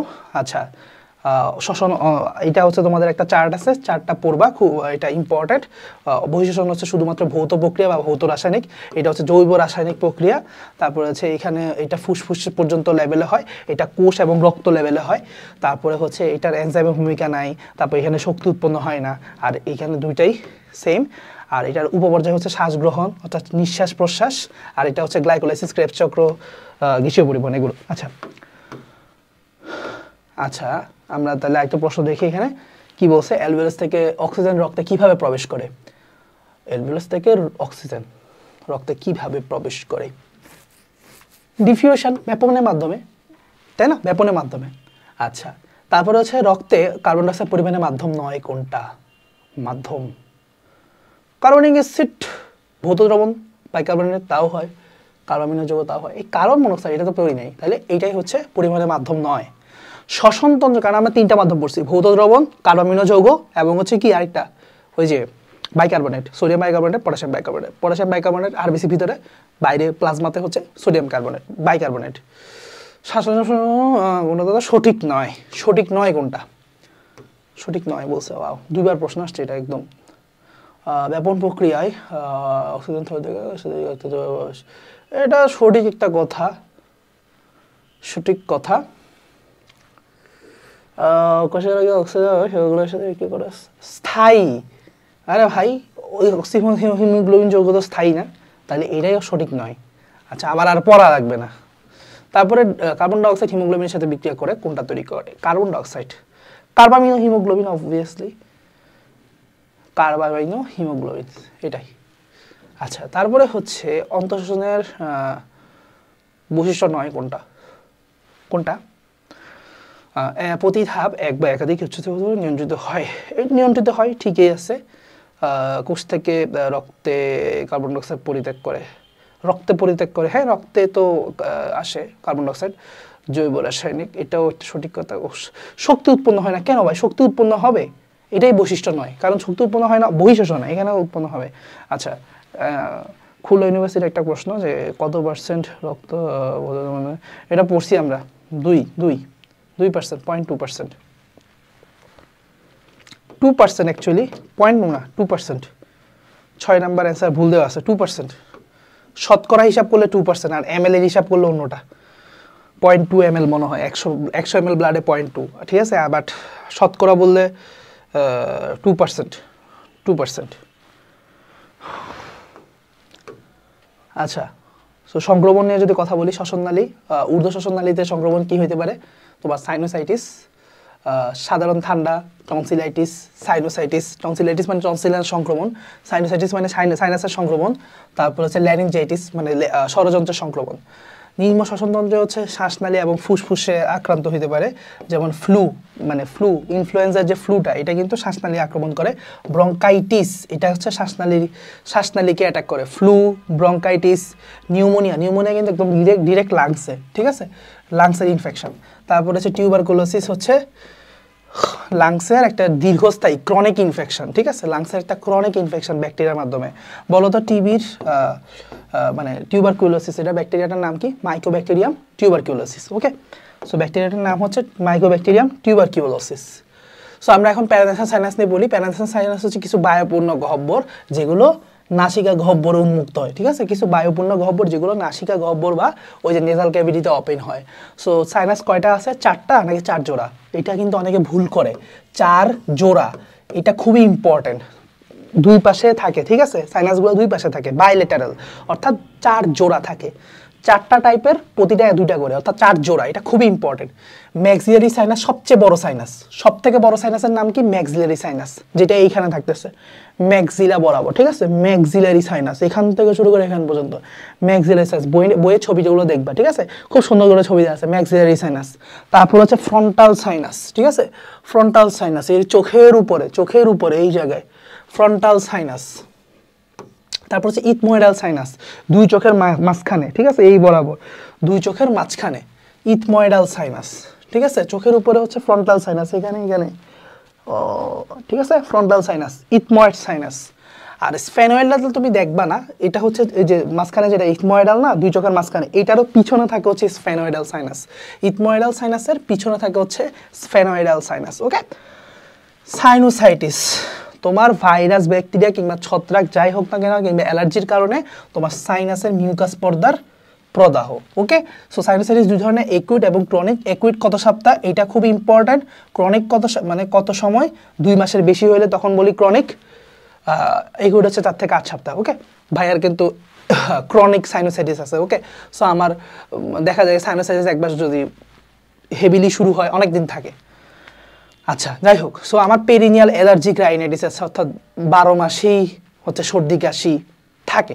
মানে যদি ডাস্ট অ্যালার্জি আছে, একটু ধুলাবালিতে গেলে আমার নাকে সর্দি আসে, মাথা ব্যথা শুরু হয়ে যায়, সাইনোসাইটিসের লক্ষণ প্রকাশ পায়। ওকে, আচ্ছা, যাই হোক, ভাইরাস কি কি আসতে পারে? সো ভাইরাসের নামগুলা রিডিং দিয়ে পড়বা যাতে অপশানে দেখলে চিনতে পারো, ব্যাকটেরিয়াগুলোর নাম পড়বা যাতে অপশানে দেখলে চিনতে পারো। আচ্ছা, ঠান্ডার কারণে হতে পারে, অ্যালার্জির কারণে হতে পারে, পলিপের কারণে হতে পারে, দাঁতের ইনফেকশনের কারণে হতে পারে, ঠিক আছে, এটা ইম্পর্টেন্ট, অনেকে ভুলে যায়। তারপর সিস্টিক ফাইব্রোসিস জিনের কারণে হচ্ছে টনসিল বল হইলে হতে পারে। আচ্ছা, সো লক্ষণগুলা জ্বর ভাব থাকবে, কাশি থাকবে, মাথা ব্যথা থাকবে, সবচেয়ে বেশি গুরুত্বপূর্ণ লক্ষণ মাথা ব্যথা থাকবে, জ্বর থাকবে, কথা বলতে পারবে না, কথা একটা জ্বর ভাব থাকবে, পুরা গলা একটু ইয়া হয়ে থাকবে, অর্থাৎ ঠান্ডার যে লক্ষণগুলা, ঠিক আছে। নাক থেকে হলদে রঙের ঘন ঘন তরল বের হবে, সাইনোসাইটিসে অনেক বেশি সর্দি অনেক ঘন হয়ে যায়, সর্দি ঘন হয়, ঠিক আছে, সর্দি ঘন হয়, মাথা ব্যথা হয়, খুব জ্বর ভাব হয়, কাশি হয়, মেনিনজাইটিস এবং ব্রেইন অ্যাবসেস এগুলোর মতো জটিলতা সৃষ্টি করতে পারে। যাই হোক, এখানে কারণগুলো হচ্ছে ভেরি ভেরি ইম্পর্ট্যান্ট, লক্ষণ হচ্ছে এর থেকেও আরও বেশি ইম্পর্ট্যান্ট, ঠিক আছে। আর এখানে সময়কালটা ভেরি ভেরি ইম্পর্ট্যান্ট। সো যে তিনটা জিনিস বলছি, তিনটা জিনিস আপনারা পড়ে নেবেন। আচ্ছা, ওটিটিস মিডিয়া, ওটিটিস মানে হচ্ছে মানে কোনো প্রদাহ, মিডিয়া মানে হচ্ছে মাঝখান, অর্থাৎ মধ্যকর্ণ বুঝাইছে। সো মধ্যকর্ণের প্রদাহকে ওটিটিস মিডিয়া বলে, প্রদাহ বা সংক্রমণ যাই বলো। সো এটাও একুইট ক্রনিক আছে। সো একুইট ক্রনিক কত সময় ধরে, এগুলো বইয়ে ইনফরমেশন আছে, দেখে নিবা। কাদের বেশি হয়? ছোট বাচ্চাদের। কানে ব্যথা এগুলো সবসময় বাচ্চাদের বেশি হয়। তুমি যখন ছোট ছিল তুমি দেখবা কানে ব্যথা বেশি হতো, হালকা ঠান্ডায় কানে ব্যথা ধরে যেত ছোটবেলায়। সো ছোট বাচ্চাদের কিন্তু ওটিটিস মিডিয়া বেশি হয়, 4 মাস থেকে 4 বছর বয়সী শিশুদের। সো এটার প্রধান কারণ হচ্ছে ভাইরাস, এরপরে ব্যাকটেরিয়া, ছত্রাক, এগুলো কারণ হতে পারে। নামগুলো একটু দেখে রাখবা, তারপর হচ্ছে কারণগুলো প্রতিটা পড়বা। ওকে, এইখানে তাপমাত্রাটা ভেরি ভেরি ইম্পর্টেন্ট। তাপমাত্রাটা, জ্বরের তাপমাত্রা কত উঠে? 104.4 ডিগ্রি ফারেনহাইট। সরি, কানে তীব্র ব্যথা থাকবে, কানে ভো ভো আওয়াজ করবে, ঠিক আছে। লক্ষণটা ভেরি ভেরি ইম্পর্টেন্ট, কারণটাও পড়বা, কিন্তু কারণের থেকে এখানে লক্ষণটা বেশি ইম্পর্টেন্ট। আচ্ছা, জটিলতা কি কি দেখা যেতে পারে একটু দেখে নিবা। 2 ধরনের, ম্যাস্টোরাইটিস এবং মেনিনজাইটিস। আচ্ছা, নাম পড়লে হবে, আর ভিতরে পড়া লাগবে না। উপদেশ কি? উপদেশগুলো পড়তে হবে, কারণ এটা লক্ষণের সাথে রিলেটেড, যে কি করা যাবে না। কান চুলকানো যাবে না অকারণে, তারপর ঠান্ডা লাগানো যাবে না, সাঁতার কাটা যাবে না, কান পরিষ্কার রাখতে হবে, কানে পানি ঢুকতে দেওয়া যাবে না, ঠিক আছে। এগুলো অনেক সতর্কতাগুলো পড়তে হবে। আচ্ছা, লাস্টের দিকে আমরা চলে আসছি। ধূমপায়ু এবং অধূমপায়ুর মধ্যে এক্স রে তুলনা। ফুসফুসের আকার, অধূমপায়ু সবকিছু নর্মাল, মনে রাখবা সবকিছু নর্মাল। আর ওর হচ্ছে কি, ফুসফুসের আকার বড় হবে, ঠিক আছে, বড় দেখাবে। এক্স রেতে এটা খুব বড় দেখাবে। এক্স রে ফিল্ম কি যা হবে, যে এটা কালো থাকবে, ঠিক আছে, কালো থাকবে। নর্মাল এক্স রে ফিল্মটা কিরকম হবে? কালো থাকবে। বাট যাদের মানে ধোঁয়া, তুমি তো চিন্তা করো, এটা আমি এভাবে মনে রাখি যে ধূমপানের ধোঁয়াটা কি সাদা ধোঁয়া না। সো তাদের এক্স রের মধ্যেও মানে এক্স রে ফিল্মটা সম্পূর্ণ কালো হয় না, তখন কিছু কিছু জায়গায় সাদা ছোপ, মানে একটু ঝাপসা ছোপ দেখা যায়, সাদা কালার দেখা যায়, ঠিক আছে। আর এক্সাক্ট যারা ধূমপান করে না, নন স্মোকার, তাদের একদম সুন্দর ব্ল্যাক একটা ফিল্ম পাওয়া যায়, স্বচ্ছ থাকে, পরিষ্কার থাকে। অ্যালভিউলাসগুলো কিরকম? স্বাভাবিক থাকে, সুস্থ থাকে, সংখ্যা ঠিক থাকে, সুষম স্বচ্ছতা দেখা যায়। আর এদের মধ্যে সুষম স্বচ্ছতা থাকে না, অ্যালভিউলাসের সংখ্যা কমে যায়। আচ্ছা, আরো কিছু জিনিস দেখো। এমফাইসেমা সবসময় দেখা যাবে হচ্ছে, এমফাইসেমা চিহ্ন দেখা যাবে ইয়াতে, ওই যে যারা ধূমপান করে। আর অ্যালভিউলাসের সিলিয়া স্বাভাবিক থাকে, অ্যালভিউলাসের মধ্যে যে সিলিয়াযুক্ত কোষ থাকে ওগুলো ঠিকঠাক থাকে, বাট যারা ধূমপান করে তাদের সিলিয়া নষ্ট হয়ে যায়, ঠিক আছে। শুধুমাত্র না, মানে অ্যালভিউলাসের না, ইভেন ট্রাকিয়ার সিলিয়াগুলো নষ্ট হয়ে যায় যারা ধূমপান করে ক্রনিক। সো বুঝতে পারতেছো তারা কত পরিমাণ বাজে একটা এক্সপোজারের শিকার হয়, যে কোনো ধরনের ধুলাবালি তারা কিন্তু আসলে ফিল্টারিং করতে পারে না। ক্যান্সার টিউমার অবশ্যই কাদের হতে পারে? যারা ধূমপান করতেছে। লাংসে পানি জমা, যেটাকে বলা হচ্ছে প্লুরাল এফিউশন, অনেক সময় প্লুরাল এফিউশন দেখা যায়। সো ফুসফুস এবং হৃৎপিণ্ডের শ্যাডো, এটা স্বাভাবিক এবং সমানুপাতিক হয়, কিন্তু এখানে দেখা যায় কি হৃৎপিণ্ডের প্রচ্ছায়া ফুসফুসের তুলনায় ছোট হয়, ঠিক আছে, অনেক বেশি ছোট দেখায় এখানে। আচ্ছা, এখানে ইম্পর্টেন্ট ইনফরমেশন, একটা সিগারেটের শলায় 4000 রাসায়নিক থাকে, এটা খুবই বেশি ইম্পর্টেন্ট। এবং মুখ, গলা, খাদ্যনালীতে ক্যান্সার হওয়ার ঝুঁকি ধূমপানের জন্য অধূমপায়ীর চেয়ে 5 থেকে 10 গুণ বেশি, অর্থাৎ কত গুণ বেশি সেটা ইম্পর্টেন্ট, ঠিক আছে। যেগুলো বলছে আশা করি সেগুলোর বাইরে আর মানে দরকার নাই। আচ্ছা আসো এখন প্রধান উপসর্গ কি? প্রধান উপসর্গ আমি আগেই বলছি, সাইনোসাইটিসে খুব প্রচন্ড মাথা ব্যথা থাকবে। মাইগ্রেন আর সাইনোসাইটিস দুই জায়গায় দুই রকম পেইন। মাইগ্রেন আরও ডেঞ্জারাস, বাট সবচেয়ে বেশি মাথা ব্যথা থাকবে সবার আগে। সো মাথা ব্যথা ইজ ইম্পর্টেন্ট। তারপরে হচ্ছে প্যারানেসাল সাইনাস না কোনটা, অক্সিপিটাল সাইনাস বলে কোনো সাইনাস নাই।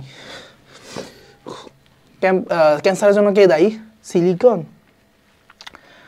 সিলিকন, হ্যাঁ সিলিকনের জন্য সিলিকোসিস হতে পারে, সিলিকোসিস একটা ক্যান্সার। হ্যাঁ কার্বন ডাইঅক্সাইডের জন্য ক্যান্সার হয় না, কার্বন মনোক্সাইডের জন্য না হতে পারে, এগুলো একটার জন্য হয় না। ক্যান্সার হবে সিলিকন ডাইঅক্সাইড, ঠিক আছে।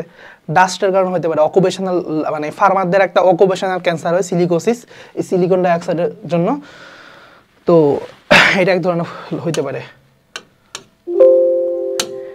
আচ্ছা ঠিক আছে। সো আশা করি আমরা চ্যাপ্টারটা খুব ইফিশিয়েন্টলি এবং সুন্দর করে পড়তে পারছি। এখন তোমাদের কাজ হবে খুব ভালো করে চ্যাপ্টারটা রিডিং দাও, দাগানো লাইনগুলো খুব ইম্পর্টেন্স দিয়ে পড়ো, প্রশ্ন ব্যাংক সলভ করো, বেশি বেশি প্র্যাকটিস করো, বিভিন্ন গাইড থেকে পারো যেখান থেকে পারো, এবং বেশি বেশি এক্সাম দাও, চ্যাপ্টারটাকে ধোলাই করো, ঠিক আছে?